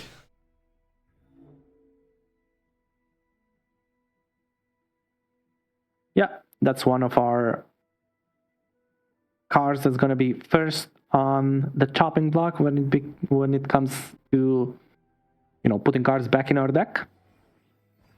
So at least you have Temple as well.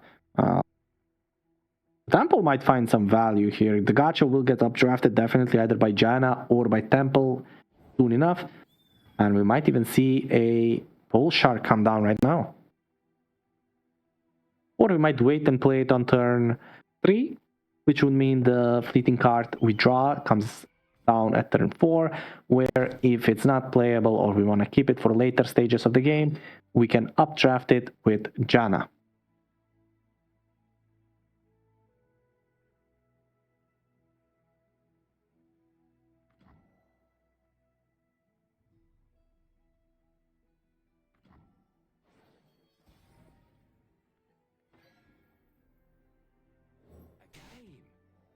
Playing the pull shark now.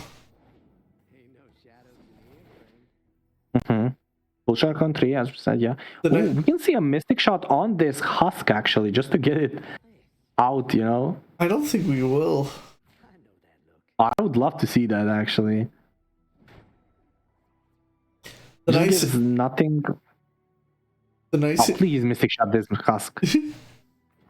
Hell yeah, it's decent value because now the Evelyn doesn't come down immediately, has challenger, and if Evelyn had the challenger, it could threaten the Janna, right? So this is just really heads up play. I would even hit the second mystic here. Oh hell yeah! Oh hell yeah! Banana bread at work, bro. Hell yeah! I think this is great for Bullfire because the challenger is actually such a massive keyword there for Sconch there. Because it would mean we just can't play the Janna anymore. But now we get a fleeting card that we can just put back with Janna. We also get the Nyla, but we're probably going to put back the Misty Shot. So the Mystic real Shot and Gotcha. The real nice thing is that this this Sunken Temple is about to get a lot of value here. Yeah, and the Husk, the that's why we killed the Husk, just to slow them down for a couple of turns. That's all the turns we need for this temple to just get going. Now, first, this might get a little bit tricky real quick, because we have Evelyn, but what I'm looking here is we have the stance, but we also have the Blade-Bound Berserker, right? And when we target stances, right, Blade-Bound Berserker just copies it to for themselves as well. So Yeah. with this Husk and with the Blade-Bound Berserker, Stolen Conch can really, really quickly just get a lot of stats going on the board for themselves. So do we waste this turn and just slam the temple? I think the answer is always 120% yes. No. Removing the Husk.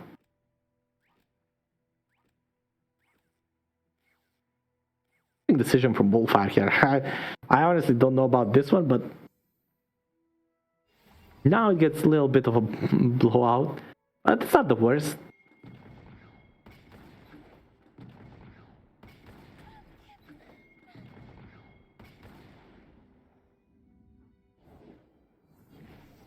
Did Evelyn flips immediately. Ooh, Spell Shield Husk.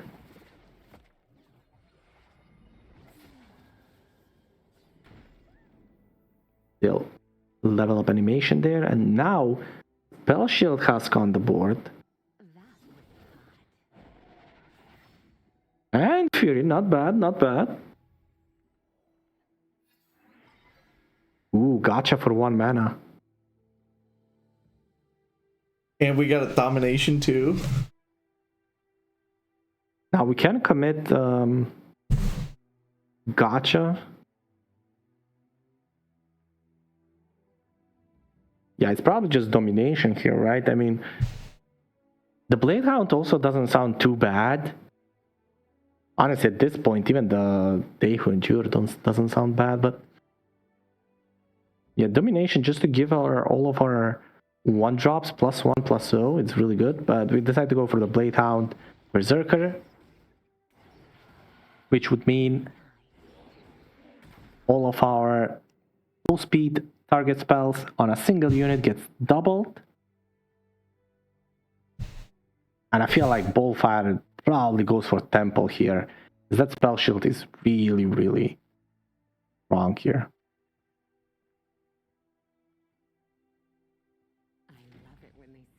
Let's see, after blocks, we can even play this Pull Shark if we feel like it. We also don't have to, but it's, you know, just another blocker on the board. Yeah, decided not to. But you have enough units. And another Spell Shield Husk, wow. And another sunken temple. Alright, double sunken temple.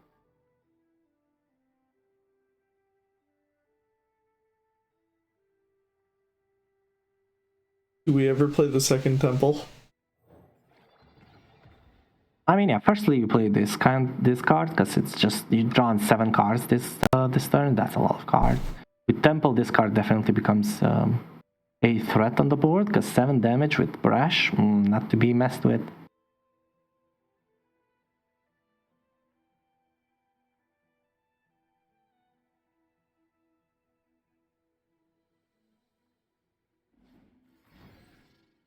All right, Boar Stance goes with giving both of our units regeneration here. That's pretty good. Makes sense. Yeah, now we actually might see the... Well, we can see the Miriam and the...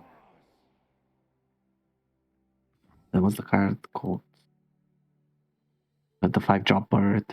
This becomes 3-drop Wing Clouder. No, Cloudwinger. Something like that.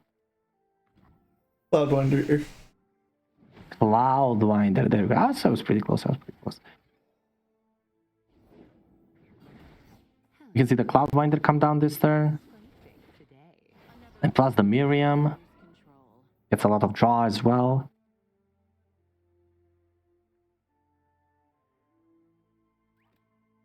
Ooh. Maybe we can go... Okay.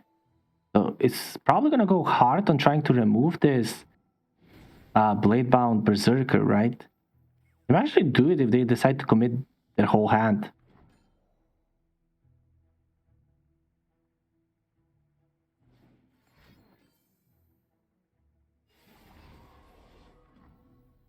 Okay, we can still remove this with Aftershock. Oh, you know what I would like here? I would like to see Miriam updrafting for spell mana. We can just we can guarantee that we can play all of our cards next turn, which is really nice.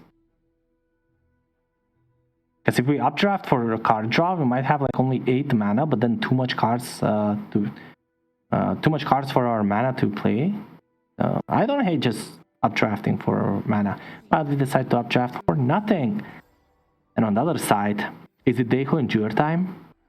Has Stolen Conch endured enough to just win with Dehu Endure? Or you just play this Udyr and just win with the stances.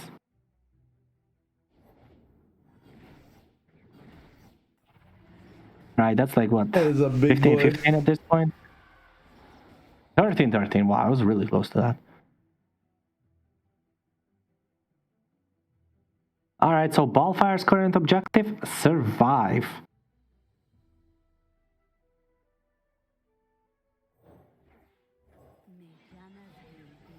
Gets removed with another temple to draw another temple. And that ruins our chances of survival. Well, not right now, right? They will be alive, I think. Oh no, they're not. Oh, they're just dead. Oh. Well, I guess that happens sometimes. Ah, sure, that happens sometimes, you know. Sometimes it do be like that. Endure just finishes games.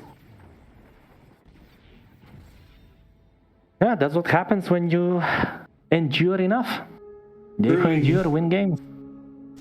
Very, very true. Alright, now it's down to the Jinx Bard deck. Manage a single game victory for Stolen Conch here. Alright, that marks a halfway point for Conch on the road of Reverse sweeping. Reverse sweep, right? Yeah. 3 games down, 3 more to go. We're halfway there. Oh, living on a prayer. I hope we don't get. Yeah, I hope we don't get punished for that one. The thinking. I don't think so. I think we'll be. Yeah, I think we were way far off note for it to count. So Yeah. It's a cover. But first, it's time for the Anijin, and look at that, triple 1-drop. explosive hand right off the bat. You know what would make this hand even better? Saboteur. You know, what would make, there's one card that would make this hand a lot better. Yes, a Jin. Oh, that's not bad too, honestly. Oh, that's pretty bad. You were pretty bad. Okay, we still got one more chance to draw Jin.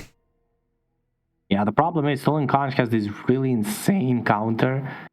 That's Jury Rig. Jury Rig just goes hard here.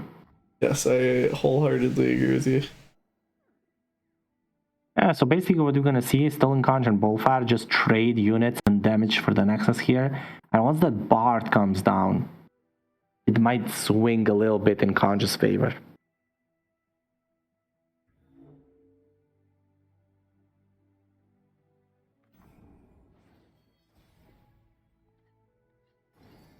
Alright, Stunhawk. Oh my god, we just hit the Flame Chompers. That's now a 1-3. Ah, that must hurt. I mean, Bullfire doesn't know yet. But oh my god, did Stolen Conch just hit the jackpot with that one.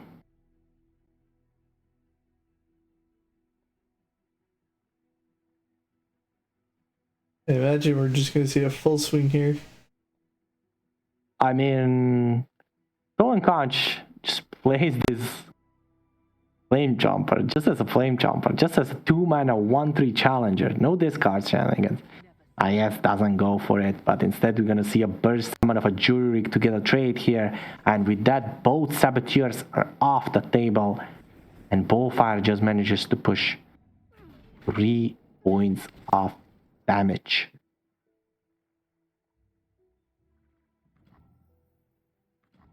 On the other side, we're going to see a Boom Baboon here. What Anti-Jin's biggest downfall is in matchups like this, it relies too heavily on Jin. If you don't find Jin early, you are just like in a bit of a race, and you fall short of that race if you're against another aggro deck like this. Yeah, you said it perfectly. If they can match a little bit of your early aggressiveness, you kind of just don't have the steam afterward. Yeah. And that's kind of what we're seeing right now. Like what the saving grace of that deck is, of this deck is, like, even if you don't have the Jin, if you find that Annie does help you out a little bit, but it, like I said, it relies really heavily on the Jin. You're gonna see a nice turn here of Stunhawk into the stagehand.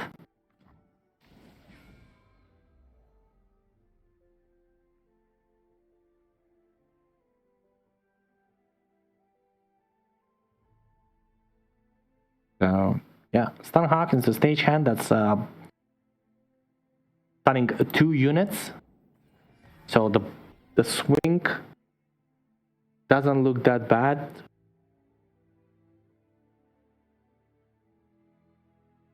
Especially because this Esmus isn't really blocking efficiently, right? Esmus Breath of the World is just a 0-2, so. And now we're gonna see we can see a pirouette here actually, dealing 1 and damaging the Nexus. Oh, I guess we can kill the 2-1. I like damaging the Nexus too, but sure. Just 1 damage, and yeah, we actually pushed this amount of damage here. What's that? 8 damage. We're down to 8 all of a sudden. And we have... Oh, Hirsch. What did this happen, Hirsch? Yeah. 3 damage in hand. So now what the Bullfire is just trying to do is just push as much damage, and that's 1 more. We have 4 4 just counting now, hand. Hirsch. We're counting. 4 damage in hand. We still have 1 from the Corsair on the board. Crackshot Corsair.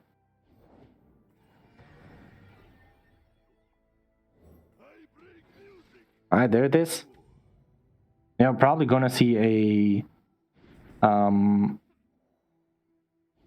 Flame Chompers killing this Corsair, because that Corsair is like guaranteed 1 damage.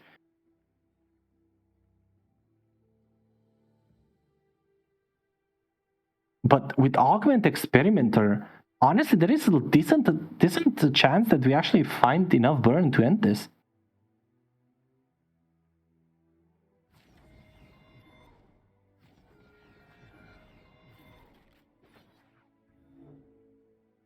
Alright, so this is not the worst position to just commit this Noxian Fervor here as well. It's a little bit of a risky call to do, just because there could be a Mystic shot, and that is a little bit of a blowout. But Yeah, I mean, yeah, but you did swing like last turn. You swing last turn, and they didn't Mystic any of your units on the swing, so you're definitely feeling good about this. And yeah, now it's down to 4 HP. Let's see if Bullfire can count to 4. he can count to 4. Wow, that's actually yeah, counting to 4. But do you want the Jin at this point? No, Yeah, right. You just need to count. You don't need the Jin. Okay, that's 2. that's And 3. that's 1. Oh my god, 1 more damage. We're missing 1 damage. Okay, so sadly, Bullfire has to take a step back and try to survive as much turns as possible to just find 1 more piece of damage. There's a lot of stuns, you know. So Pirouette can also, deal 1 and stun. It's funny because if we dealt 1 like those 2 turns ago, where we mentioned about dealing 1 damage instead of killing the Boom Boom, it would have actually been enough. But yeah, we are now looking in hindsight, right? It wasn't that bad of a play back then.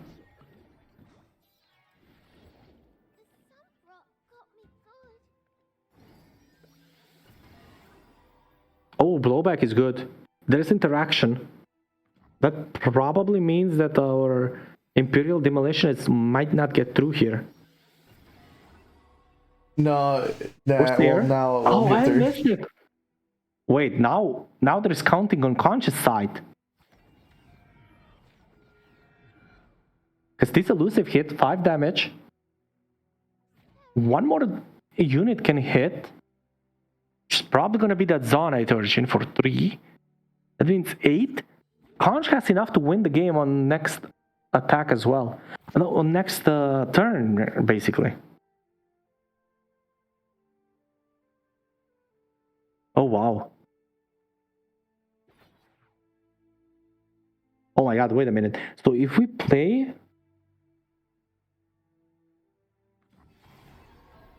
Yeah, so we're gonna play the Witness. Is that the 4/4 is the Witness, right? Yes. So we're gonna play the Witness, and Imperial Demolition is on the Witness. That means Conch cannot kill it. And we're just looking for 1 piece of damage now. Conch I think can't- Fervor has to Conch be can the kill way to it. win. Conch can kill it, but it's... Yeah, No. but they don't want to waste the Mystic, Yeah, right? yes. Okay, so yeah, we see the Witness. Whoa, this is such a weird interaction. I mean, such a weird line of events that will happen here, because now goes Demolitionist into Crackshot Corsair. Oh, we don't. Oh, Conscious wins now. Oh, and he had that. Yeah, Conscious wins now. Oh, look at that. Both players at 4 HP. Then Jin would have such a field day here. Yeah, Ballfire thinks this might be enough, but Conch just needs to point both of his burn spells to the Nexus, and that's it.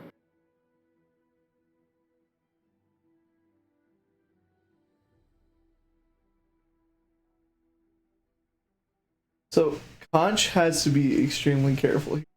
He has to play around 2 fervors in deck, and if he rips everything now and Ballfire has 2 fervors, it's just over for him. Oh, come on. Who has 2 fervors, man? Come on. Hey man, it's a very delicate Ah, man, situation. No, it's not. Just point to the face and win the game. My man playing around triple fervor hand. Just point face, win game, and Hirsch, we are going to silver Scrapes. Conch 2-0ing, only has 1 more player to get through Ace. Oh man. Wow. Well, that definitely is looking like maybe a reverse sweep, but it's gonna come down to the last player of Bard's Chime as well. So we went through the whole lineup, Hirsch, and it's coming down to this last best of 3. Yes. Whole lineup. Everybody played today. Even me, even you. We all played today, and now it's coming to the last best of 3 of the day. Yes. So with that, we're gonna take another quick 5-minute break while we while we recuperate, get ready for Silver Scraped Ace.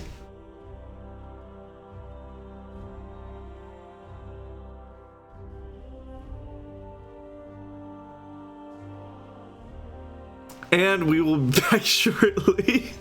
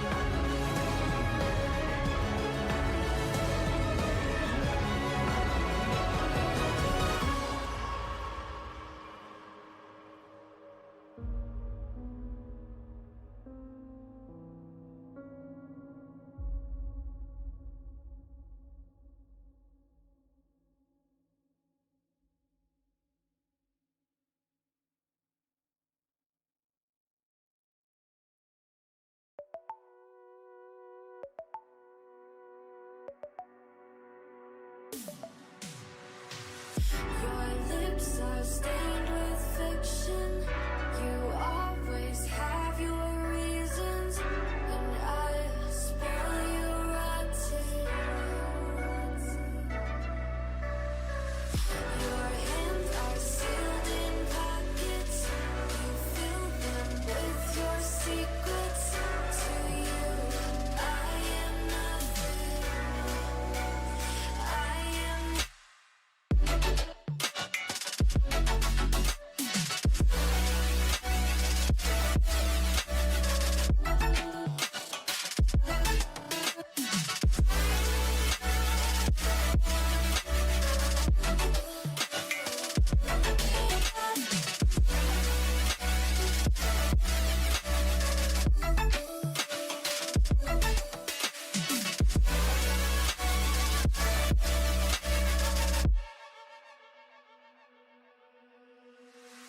Your kiss, sweet like poison. You know you make me reckless. I'll run, but you are friction. Your touch feels like heaven. You make me hate all my sins. You are my religion. My religion. I have a million reasons to leave you, but I have a billion reasons to keep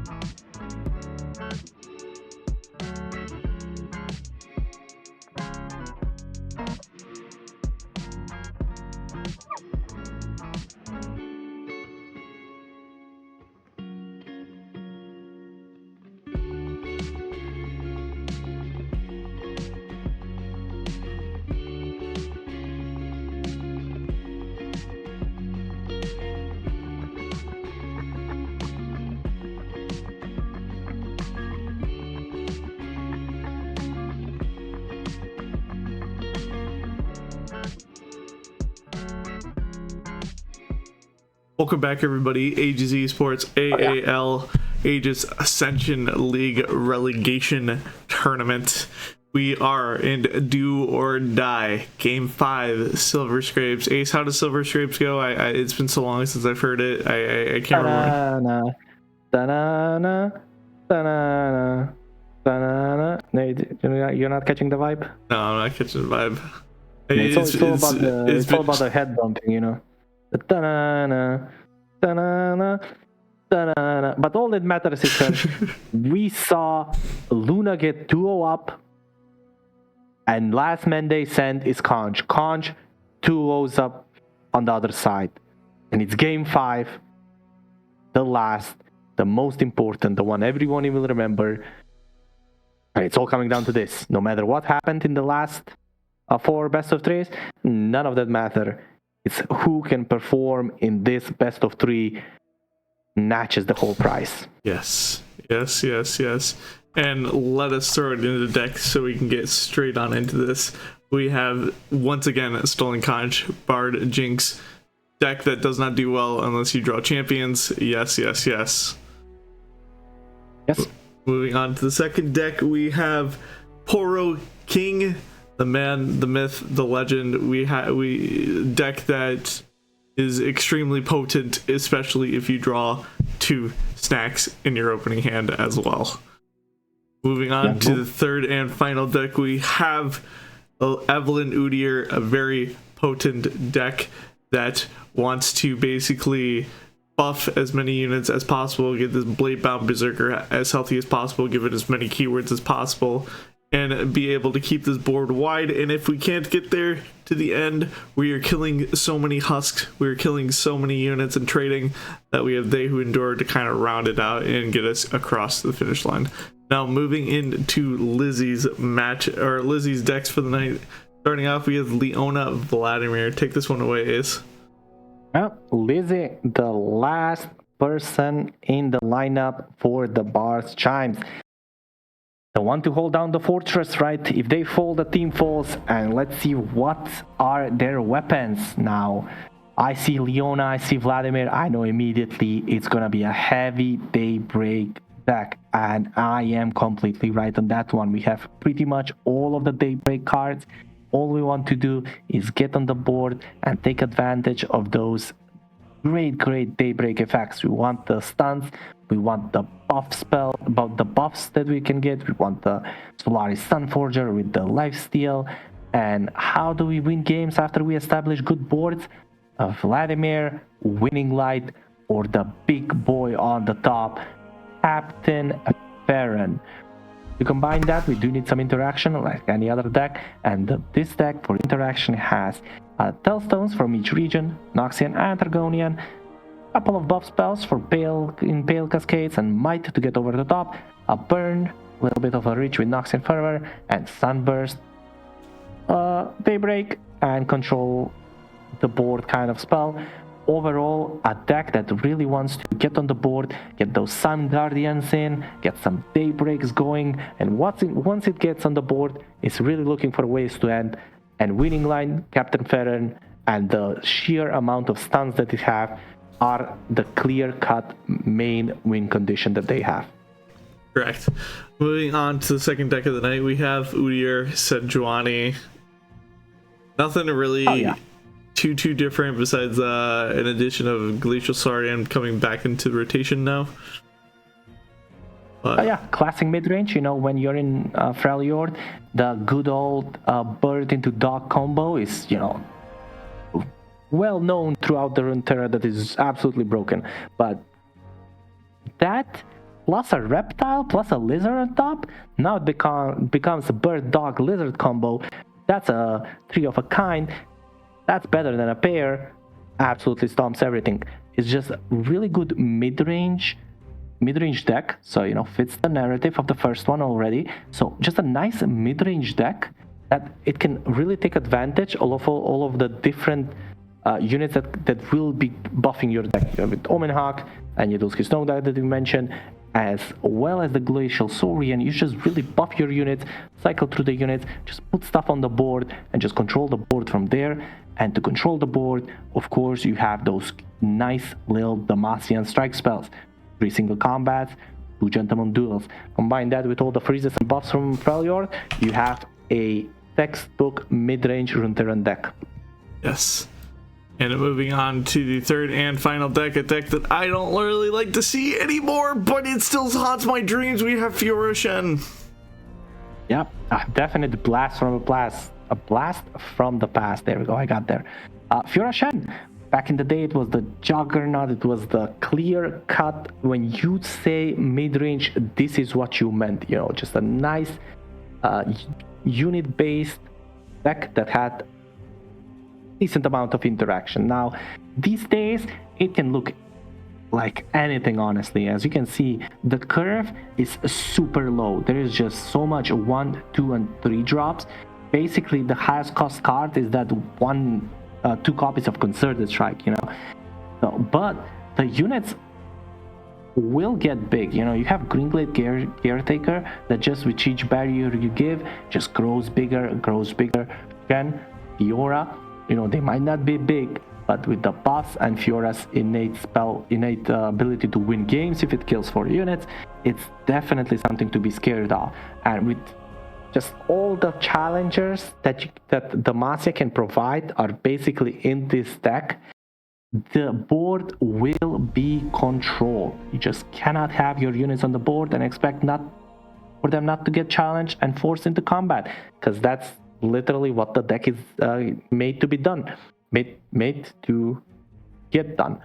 And you know, combine that with the strike spells. We already mentioned Concerted Strike, but you also have some single combats and Gentleman's Duels. Striking is the name of the game, and this deck is definitely in the game as well. You know, couple of denies, couple of Gunk Bombs, 3 copies of Spirit's Refugee, so lifesteal, plentiful of lifesteal. Yes. And moving on into the matchup screen, where we can see all 6 decks all at once. What are we thinking for Band's Ace? Go. Well, Lizzie is definitely playing this kind of full mid-range lineup, right? All 3 decks want to get on the board, control the board, try to get some wins out of there. And I feel like the Udyr deck and the Poro deck can definitely, if not outgrind them, it can definitely just, you know, I don't know how to say it, just becomes bigger. So I feel like it's between those, but I do think it's going for Poro ban here. So Lizzie will probably ban the Poros here. The Poros, as you said, once it gets going, couple of what's it called? Couple of snacks going on there. They become too big. Your mid-range deck just isn't big enough to deal with them. And on the other side, I really think that Fiora Shen is just gonna get removed off the table. Just the fear of having that Fiora just rampaging through your little units from the husk, from the Poros, from all the flame chompers, she can get so much value. And see there, Conch completely agrees with me. That Fiora is a menace in this facing in this lineup, and I got both correct. What a way to start our last final best of 3 Hirsch, if not by me being correct about the bans. Banana bread at work, Hirsch? Hell yeah. Skunks though? Hell yeah. Hell no. Hell no. But And that's what Lizzie and Conch said here. Poros and Fioras? Hell no. But Baron? hell yeah. So I feel like we're gonna see the Leona Vladimir getting pulled out here, and we're gonna see how strong are the mid-range decks in the meta today.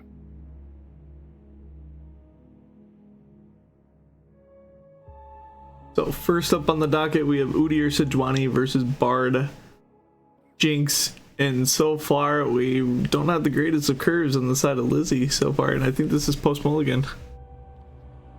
No, it's pre mulligan, and it kind of fixed itself a little bit. It fixed itself a little bit here. Double Omen Hawk. On the other side, Zonite into Chompers. Yeah, you know, stuff to play on both sides for now, but I would definitely prefer Lizzie's opening hand here because you already get like double buffs from the Omen Hawks, and you already have a blocking Badget Bear for the early to mid game, and an Udyr already in hand. Oh, this is looking mighty juicy for Lizzie already. Forcing back on the other side, trying to get those cards going, and ooh, we already get a 2-drop. Oh, Jinx! Jinx is there. Okay, Zonite Urchin on the Chomper. Jinx and Bard. Okay, well, Hirsch, you said the deck is really good when it has the champions. Now both of the champions are in hand. Let's see how strong it can actually get here. 4 Chimes already in the deck. And 4 Mushrooms on the other side. No, courtesy to that backpack. Bursting. Oh, there's one. Ooh, that's a 4/5 dog. That's a big That's dog. a 4/5 dog. That's a big On dog. turn 3. The bird dog combo. Bird dog. You heard about duck geese. Now you heard about bird dog. This is true. This dog is going straight to work, Ace. Oh man.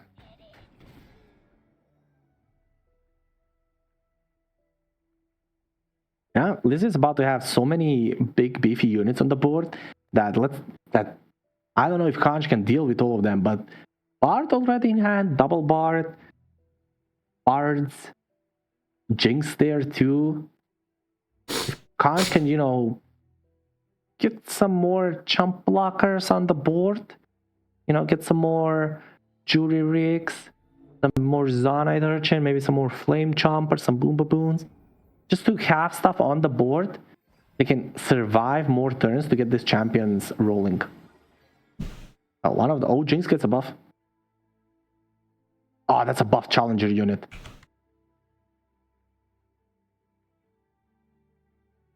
Oh man. That Explorer unit is definitely buffed at least once. I believe it's only buffed once. Or maybe twice, right? Because we played 2 Omen Hawks. So it should be buffed twice. So that should be a 4 or 5.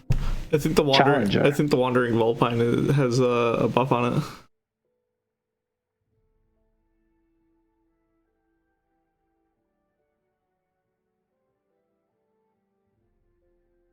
So yeah, we played 2 Omen Hawks.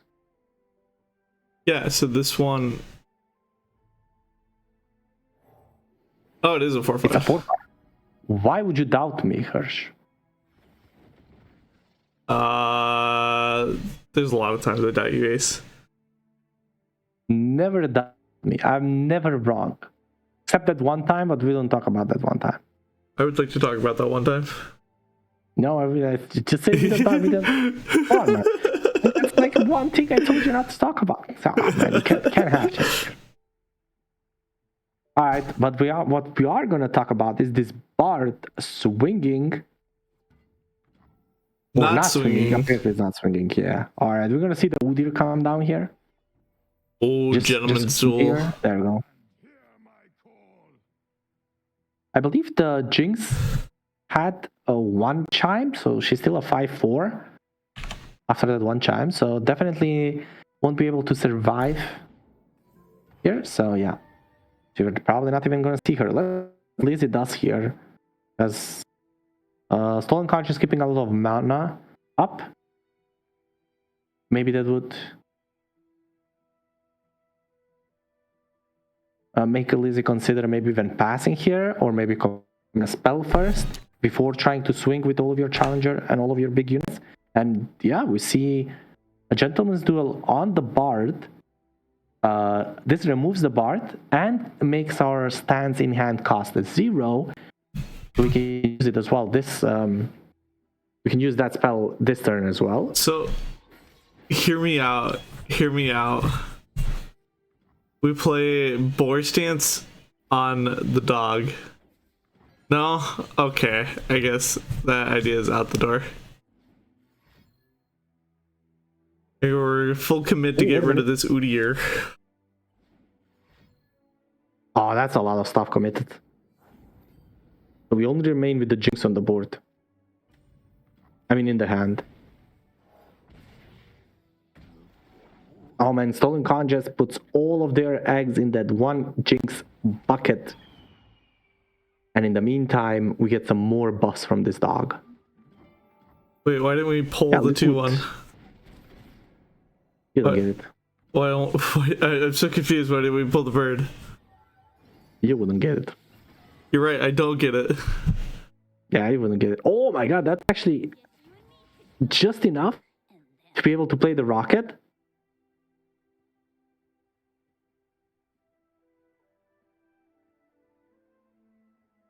Do we have enough to kill this Jinx?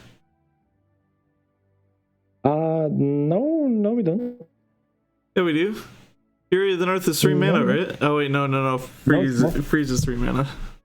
Yeah, it's 4, but you also have to pay 1 for the 3 sisters, right?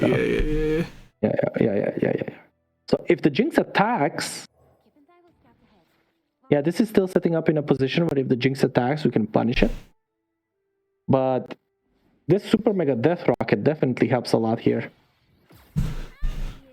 And this is why we should have pulled the bird. Our dog would have survived. True. Oh, Super Mega Death Rocket.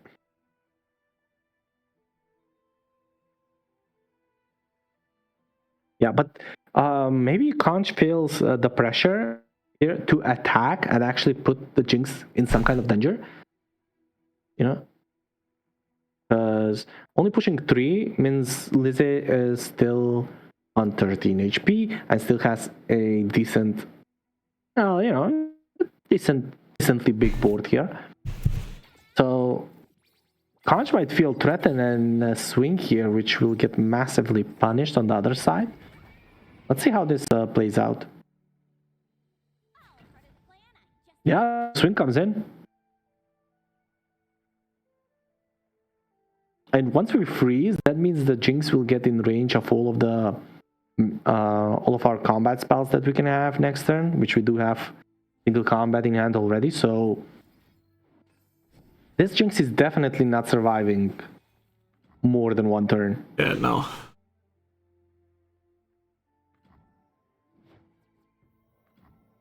Or we just swing with the Challenger unit. That works too. Augment Experimenter. Alright, we just swing. Nice. Remove the Jinx. We're probably just gonna see Augment Experimenter here.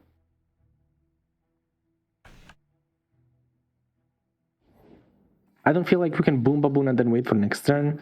That'll be like we're spending the whole of next turn as well for absolutely nothing. Yeah. And instead we just trade our boom baboon for 3 new cards. Mystic Shot, Zonite Urchin, the third one, another Augment Experimenter. I don't hate just playing another Augment Experimenter next turn, honestly. I would like to burn the mana or burn the Mystic Shot first and then do it, but yeah. Yeah, I mean you can pass here, see what Zonite Urchin can do here. Because you can Zonite Urchin, Mystic Shot, and use that too. Or you can do this and Zonite Urchin. I mean, Asmus and second. Important to note, Lizzie didn't draw a unit, so they're down to this one blocking Badget Bear. Oh, you can play Bird as well.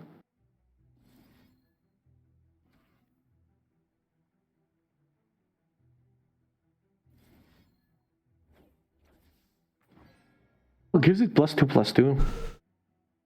A decently big blocker here.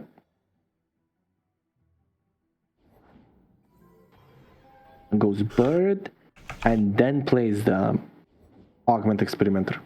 So 3 new cards here.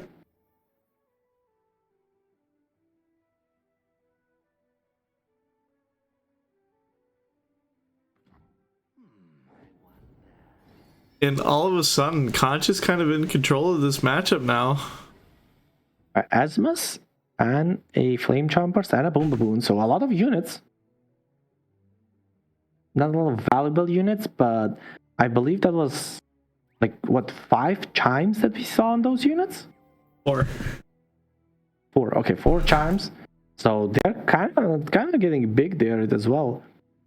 With 3 HP here, the blocking Badget Bear can freeze and block a unit. Do this and keep the freeze up, I guess. Yeah, Lizzie definitely needs a high value unit here. There will probably be an Udyr or something.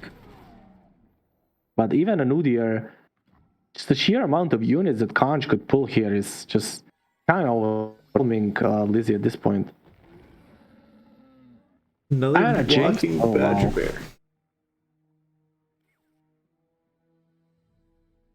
So sadly, we cannot dump our whole hand on a Conch's side here. So that Jinx is not getting a rocket this turn, even if it would survive, which probably we will see a Mystic Shot on it. I mean, not a Mystic Shot, a single combat on it. But yeah, I feel like Conch is just winning by, just having that Augment Experimenter just pull another Augment Experimenter, and just the value of those cards is just not even the value, it's just the amount of cards that you can play is just so much. Yeah. Oh, for sure. Oh, for sure, indeed.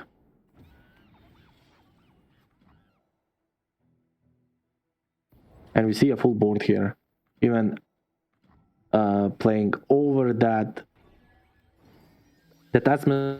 You have a challenger just to pull it aside. Technically, I don't think this is lethal. Wait, is it? No, it's lethal. It's not. It is. No, it's not. Yeah, it is. We get a rocket. No, it's not. Yeah, I mean, it's lethal through the rock, but it's not lethal on the swing. It's Xaxis lethal with the rocket. It's Xaxis. Yeah. But rockets gets us there. Conch acts surprised, like, this is, end of his attack. Doesn't have anything to do, but psych, there you go. Presents the cupcake, and with the cupcake, there's a super mega death rocket with it on the side as a, as a side of French fries. And Conch gets another win and is 1 game win away from completing the reverse sweep. Game, match, set, point for Conch. Wow. What a crazy set of events for today so far. And Conch has to do it with Evelyn out of all champions.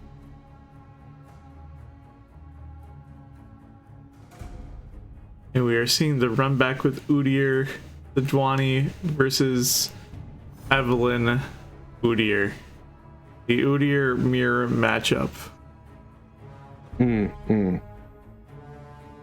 we already see Dominion and Evelyn in the hand of Stolen Conch. So Stolen Conch already feel like he's already chilling, already doing good. On the other side, Dog on 2 is definitely something you want to see. I feel like both decks will have some kind of play pattern here. So we're definitely not seeing any bricks.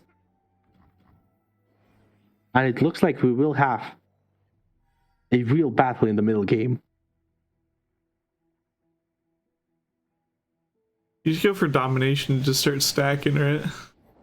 Well, it's either domination, or Vora. I guess it is just domination here. Overwhelm, not bad. Already Pioneer will try to remove that domination as soon as possible. Which would probably mean open swing, not let any buffs go through. But another dog. Petro said Broadwing into dog is kind of like a neat very, very neat combo here. I think this is going to be extremely backbreaking for Conch right now. Will it? Because Conch can just play Evelyn, and Evelyn is kind of chilling here. Or we can even play Sulfur or whatever that guy's name was. Salter. Sulfur? Okay, well, it's not Sulfur. Sulfur is element.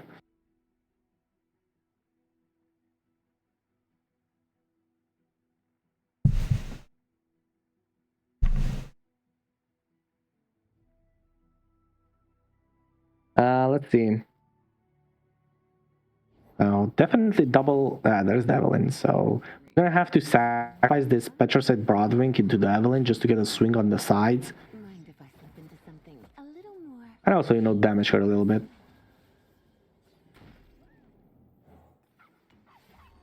Yeah, there we go. There's also the Reptile in hand. Sauron is ready to draw a card, ready to buff the top units even more. Yeah, this is good pulls. Pushing 5, getting the boss. Oh, deciding to go like this. Yeah, I don't know about this one, Chief.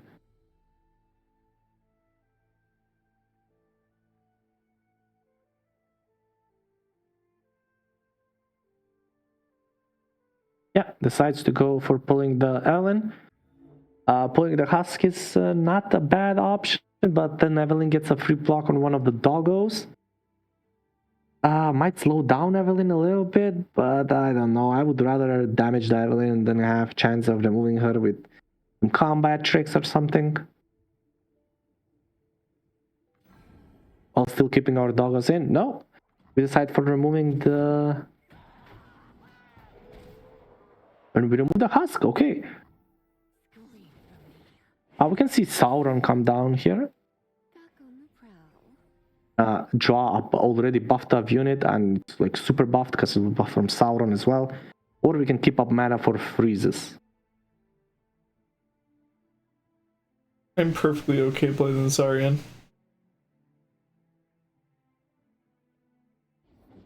I'm just kind of trying to push as much damage as possible.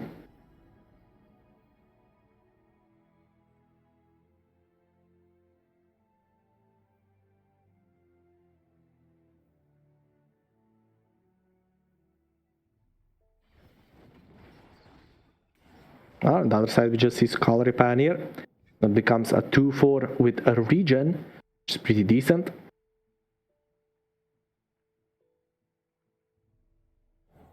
Now let's see what this Sauron will bring out. Ooh, a Sejuani. Only buff +1/+1.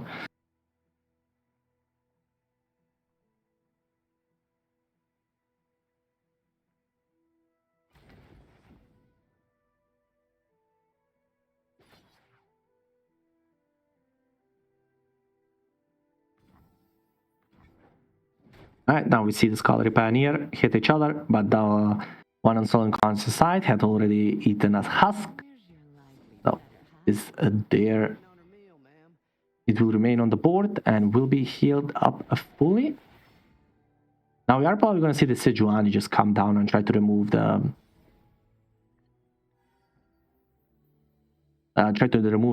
Evelyn.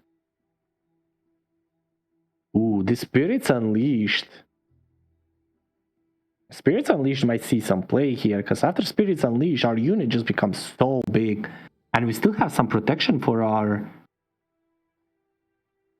Evelyn, even if we play Spirits Unleashed. Yeah, let's see what kind of line of play Lizzie goes for here. I definitely like just playing, just jamming the Sejuani down, honestly. Let's go for the Paris Carnier. I guess there's a little bit of a thought process there, because once Stolen Conch plays any unit, even if you freeze the Evelyn, she will gain attack after the freeze, so she will still be fairly decently statted. So Lizzie decides to go for the Scholarly Pioneer. Now I'm not sure if that's like the best decision to go for here. I think it but is. Let's see how it plays out. I think that's a fine decision to go for.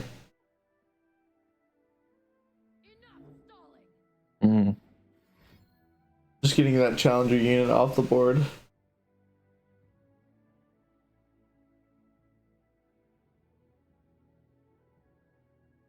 Yeah, yeah. Let's say it's an interesting play, but ooh, we got the hit spike and Spirits Unleashed. So now all of our husks are basically just like a humongosaurus. Humongous saurus. Yes. Ginormous. You'll get it, I promise. Keep trying. I promise, keep trying. Humongosaurus. Alright, so we go with the dog reptile boar combo. That's almost a full house, but not exactly. Time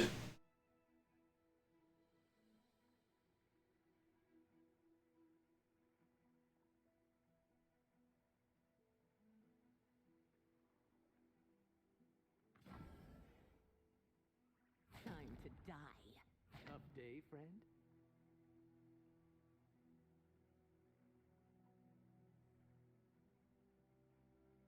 All right, so with Spirits Unleashed, I feel like Conch has some chance of, overstatting maybe Lizzie here. You also, I guess your Junior survives as well. Because with the amount of husks that we are getting, this Evelyn is, slowly and slowly just getting more value and more value. So double spell shield doesn't help us that much. Another Spirits Unleashed? Well, why not? Just hit the second Spirits Unleashed. Second Spirits Unleashed, just... That's the lore. On both sides at this point, honestly. Yeah. That's everywhere.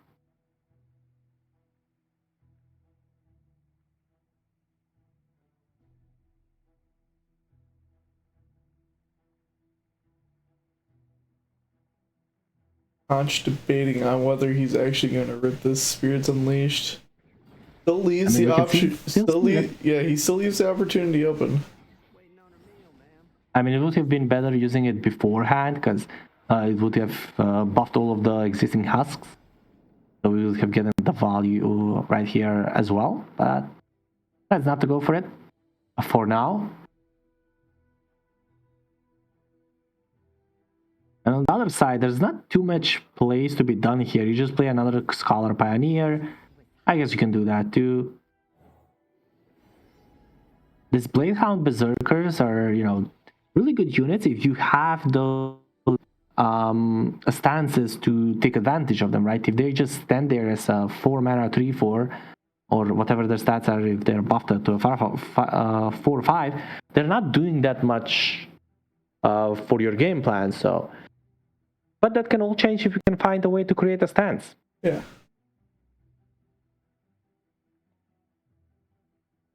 And now it's basically becoming a little bit of a grind fest, where both players have decently stats, unit, like decent peak units on the board, and can try to hit their heads a little bit, bump heads, see whose head is stronger. But they're really just waiting for something to come in their hand to be able to finish this game. I feel like on Stolen Conscious side is definitely the they who endure. They really would like to see that. And on Lizzie's side, it's probably Utyr, just for the stances that he can create. So let's see who finds their win con first here. Omen Hawk, was that a 5/5 Omen Hawk? I did not catch it. Wow, that's a 1 mana 5/5. That's value right there. Value.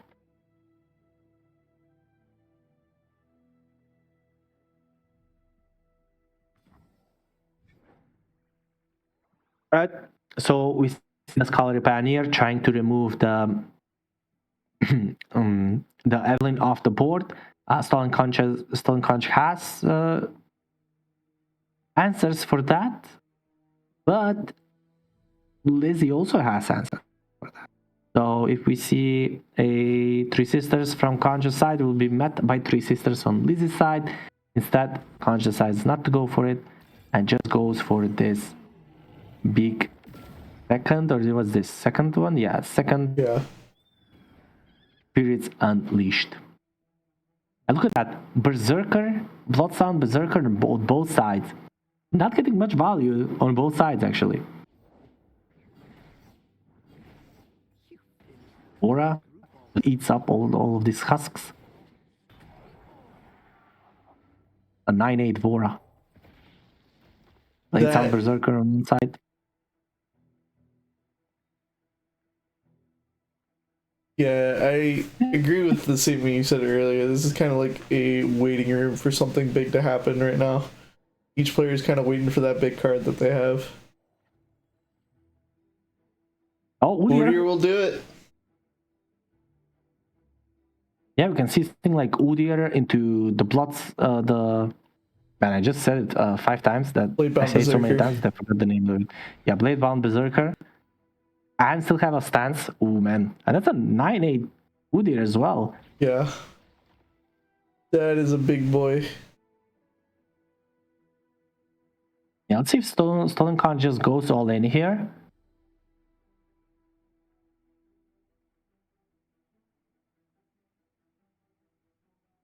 They can go pretty this turn. They can go Bloodsang Berserker into a stance. You just get so much. I mean, it's not so much. They already have so much board presence already, but even make their units even bigger, even better, even bigger. But instead, they just decide to open swing here. You know, their units are on average better here, better by a mile, I would say. But no, they pull it back. Decides to go for bear stand on the Udyr here. Interesting, going for the bear stance just to give him more stats. Goes up to 11-12. Has the regeneration from the husks before, so doesn't need that. But now we get to swing. Udyr too big for anything on Lizzie's side to be able to handle. Altar, not that big, can be traded, but besides that too, and then just the 1 mana 5/5 Omen Hawk goes into Vora, and damage is there. Oh, we go for trying to. Are we going to see some flash freeze here? Oh yeah, I like this flash freeze. Flash freeze is really stops any more stances coming through in the following couple of turns, so that's really good for Lizzie. But what Lizzie really needs is if Udyr probably off the top for them as well. Just something to try to get this game going, because for now it's not looking very good for Lizzie. Stolen Khan is sitting on the brink of completing the reverse sweep. Yeah, Lizzie's getting put into a corner right now. Can't find the cards that she needs to draw, while Conch is able to make work or just make do with just this Udyr. Yeah, I mean, Udyr and just so much buffs going out here. That, I mean, we saw like double Spirits Unleashed, right? Everything in this deck is just huge. And we can even see triple Spirits Unleashed, and I actually would really like to see it. So just go Blade Sound Berserker into third. No, just swing. Sure, that's kind of basically almost lethal.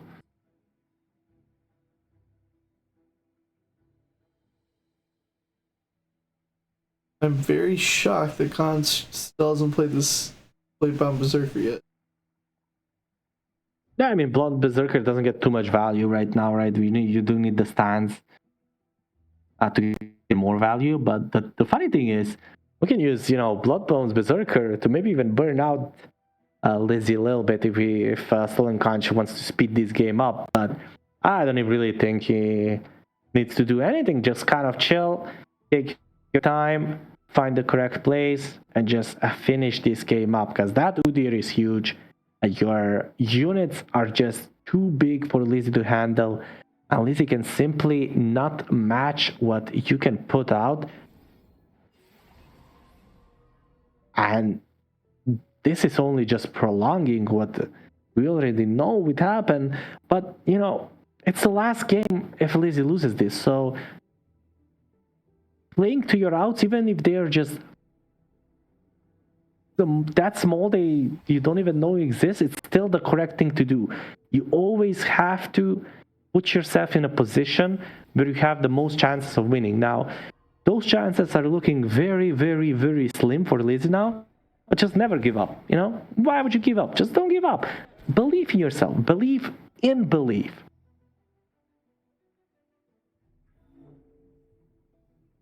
Am I right, Hirsch? Do what? Hell yeah, I'm right. Oh yeah. Oh yeah. Let's see the Berserker finally come down, and Hirsch Conch has lethal. All we have to do is play the stance that deal 1 damage. The Blade-bound Berserker will copy that one. We get to save. Okay, so we're not dead this turn on Lizzie's side. But we you know need what? We're a seeing miracle. We're seeing 3 Spirits Unleashed get played this game. We are seeing 3 Spirits Unleashed. Hell yeah.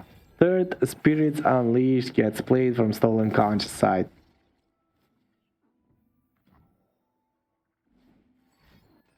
Holy.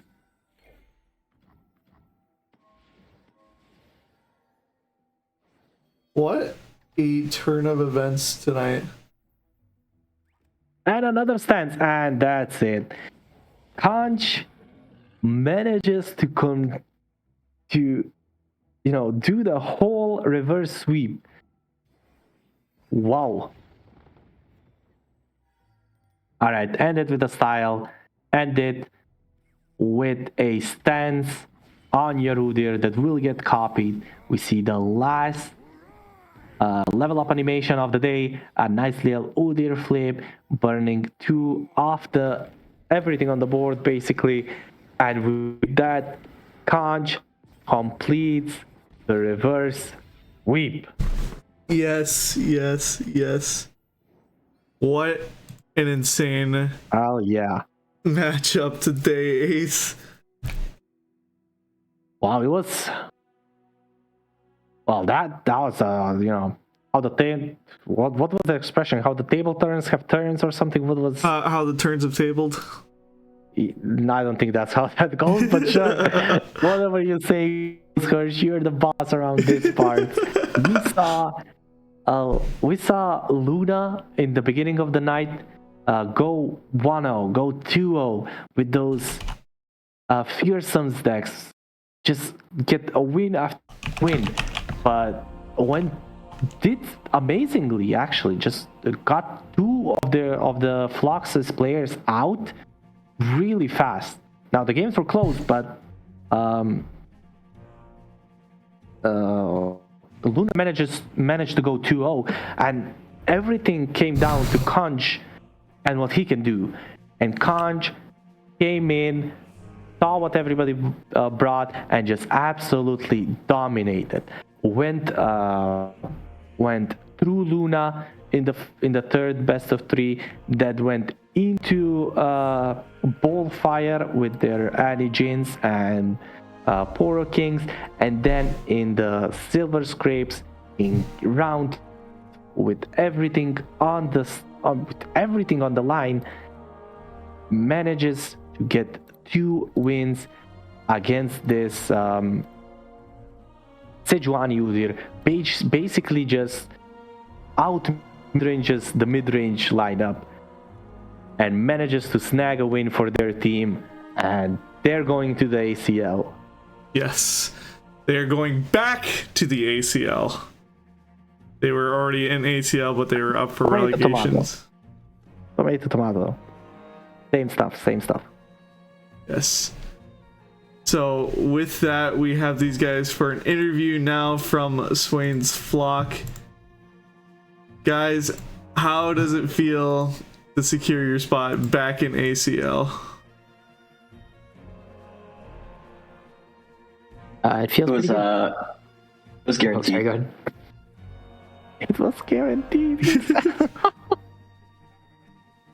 we took a little longer to make you guys think we might not. Just for fun. Yeah, we No, I actually changed my vote. I changed my vote last second to you guys winning before we started the stream, so got that correct.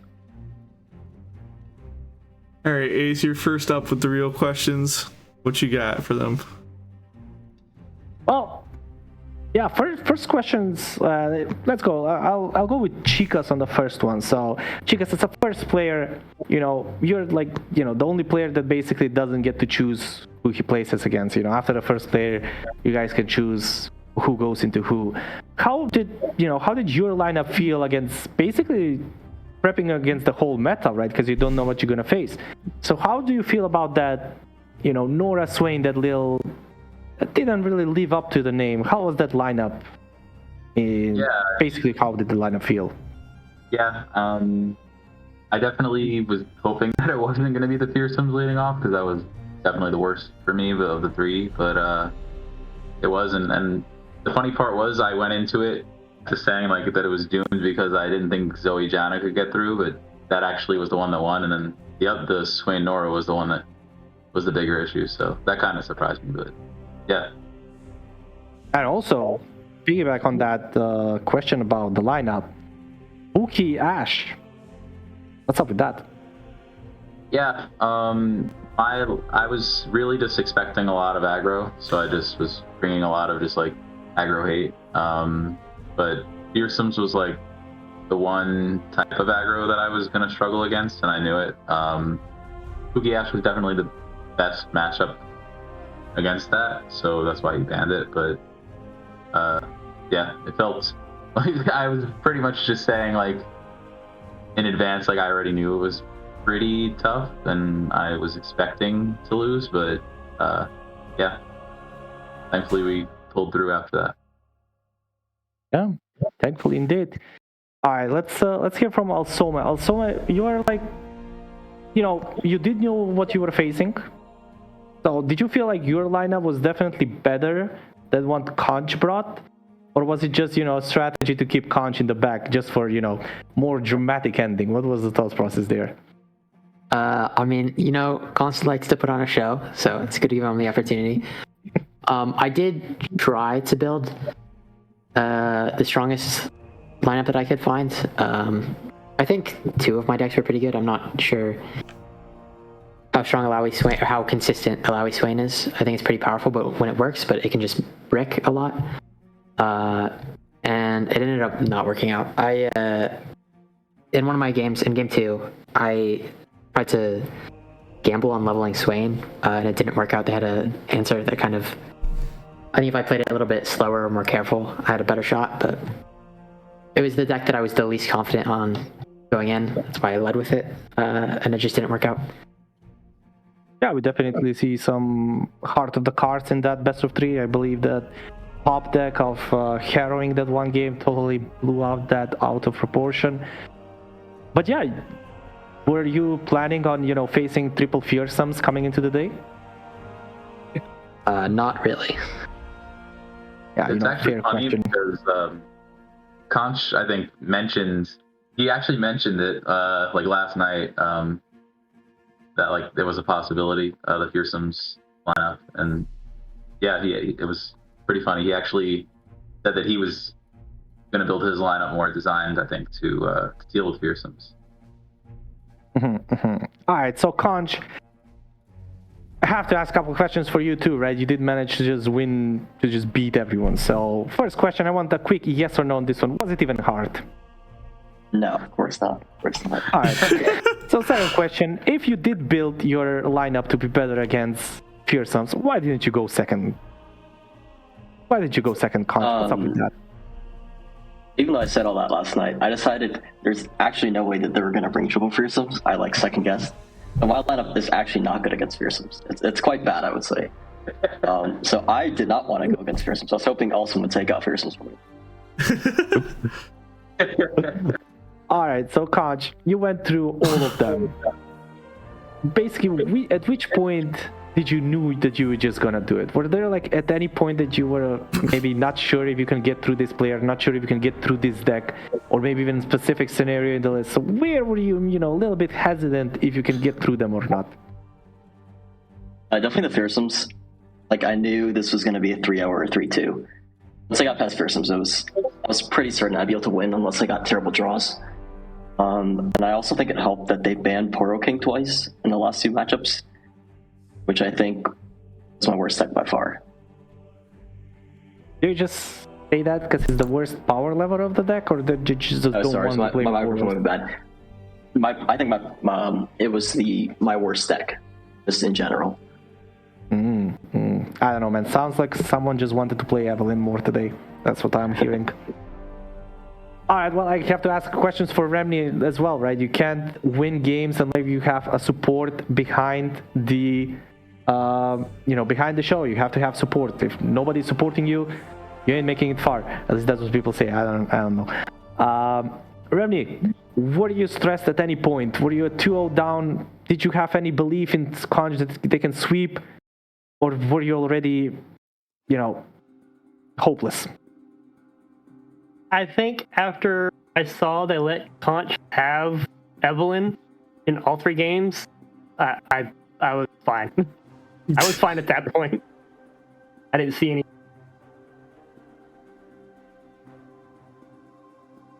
Yeah, makes sense. Makes sense. Why would you put Conch on his best deck, right? Makes no sense. Alright, so also a question for everybody, I guess. Preparation for what? We had 2 days of new rotation, right? What's the preparation like, right? Do you just jam random games on random decks you like, or was there this deck was good 2 seasons ago on 2 different methods ago, so we play it now? Or do you just play what you want and see what works and stuff like that? Let's go. Everybody, just quickly, how did you test your decks today? Starting with Chicas, because you were the first player that played today. So I'm gonna first player asking you here. Yeah, so even last patch, I am just in Eternal and just in general, I've played a lot of Donna Zoe, so it's one of my favorite decks that I just jam a lot. So I definitely wanted to bring that. I usually bring it in, especially when it's a very aggro-heavy meta. So that's really the main reason why I brought it in because there's a lot of Jhin decks and Jinx decks and just stuff like that I was kind of expecting. So I just brought that in. Then with that as kind of the deck that I wanted to bring, then I was just kind of thinking about what decks can kind of pair with that well. So I just kind of went from there. Alright, well, I guess same question for Awesome as well, right? How did you test decks for, with this limited time that we had? Yeah, I spent most of the time prepping yesterday, just playing games on ladder with decks that I remember from previous seasons being powerful. I did a lot of testing with the Leona deck that I didn't end up getting to play, because I remember it being quite powerful and I didn't have as much experience with it when it was in the meta the first time.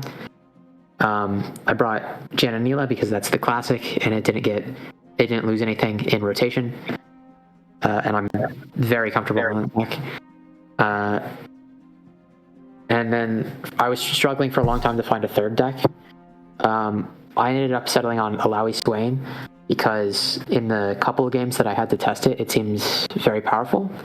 I was actually thinking about bringing a Gnar Swain deck with Bandle City Noxus, but I didn't think it was consistent enough. I didn't have enough draw. Yeah, I mean, there were a lot of stuff to test, so you cannot just decide on decks that quick. But I guess same questions with Conch. Your lineup was the wing one. Did you test it all, or did you just pick up 3 decks in your library? What was the thought process there? Well, so this patch, I pretty much just played one deck. I jammed 50 games in the last 2 days on Fiora All-In, which is not Fiora Shen. It's for Fiora's your only unit, and you just win on Fiora. And obviously I couldn't bring that. So I had no time left, and I decided I was going to play Swain because Swain is the best. I think Swain's probably the best deck right now, actually. But both my teammates are bringing Swain, so at that point it was like, well, I guess I can't do a serious lineup, so what would be the most disrespectful? And I think 3 Runeterra champ regions seemed the most disrespectful because they're just like probably the worst champions right now, actually. Like I think Poros and like Nico and Bard are arguably the worst champions in standard right now. So obviously I like playing Evelyn, so that Evelyn's actually a strong champion. But yeah, that's pretty much it. You can't just bring a lineup because you think it's disrespectful. Somebody come stop this, man. This is outrageous. Okay, my last question. I'm gonna go to Remny here. Okay, Remny, this is a serious question. I want a non answer. You're going back to ACL, compete again. Are you actually gonna put up on fight and maybe challenge the Zeus Ascended, or are we gonna see a three-peat of them next season as well? I'm bringing Ashe. I'm gonna have a whole lot of Ashe. So I should be pretty well prepared this time. That sounded like a no. I don't know. Alright guys, that's all from me. I got no questions for these guys anymore. Alright, any shout outs you guys want to give before we send it off?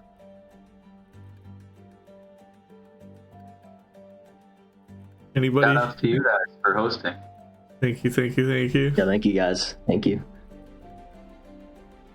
Alrighty, Ace, any final remarks? Of course. Like, congrats to the team that we have here. Like, some amazing games today. Some of them were decided a little bit by RNG, but that's how card games go, right? Sometimes you're a great player and you draw everything you want. Sometimes you get blown out by that harrowing. It happens. But yeah, the guys proved why they are in ACL, and we're gonna be seeing them again next season. So yeah, thanks for the beautiful games, and that's it from me. So with that, congratulations once again to Swain's Flock for making it back into ACL. Congratulations to also Victor's Glorious Evolution for making it back into ACL. And on top of that, I gotta pull up the list. I believe it's also Brahms Poros and Timos Puffcaps making it into ACL for next season as well. So with that, that is it for us for the entire season. Stay tuned for when we announce next season.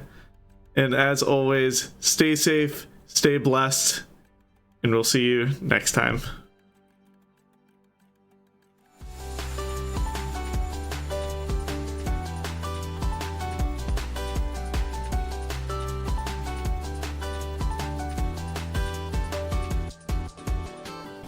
And I'm so scared of getting used to this. All the vines that keep you tethered in your room. Well, someday both of us are leaving here, but for now I'll just bring this seed to you. Will you meet me in the daylight like we did before? Then I felt you on my shoulder, and you weren't suffering anymore. You said, I'm sorry that you worried, but don't apologize. I told you to forget me, but you stayed by my side when I said, don't try to make yourself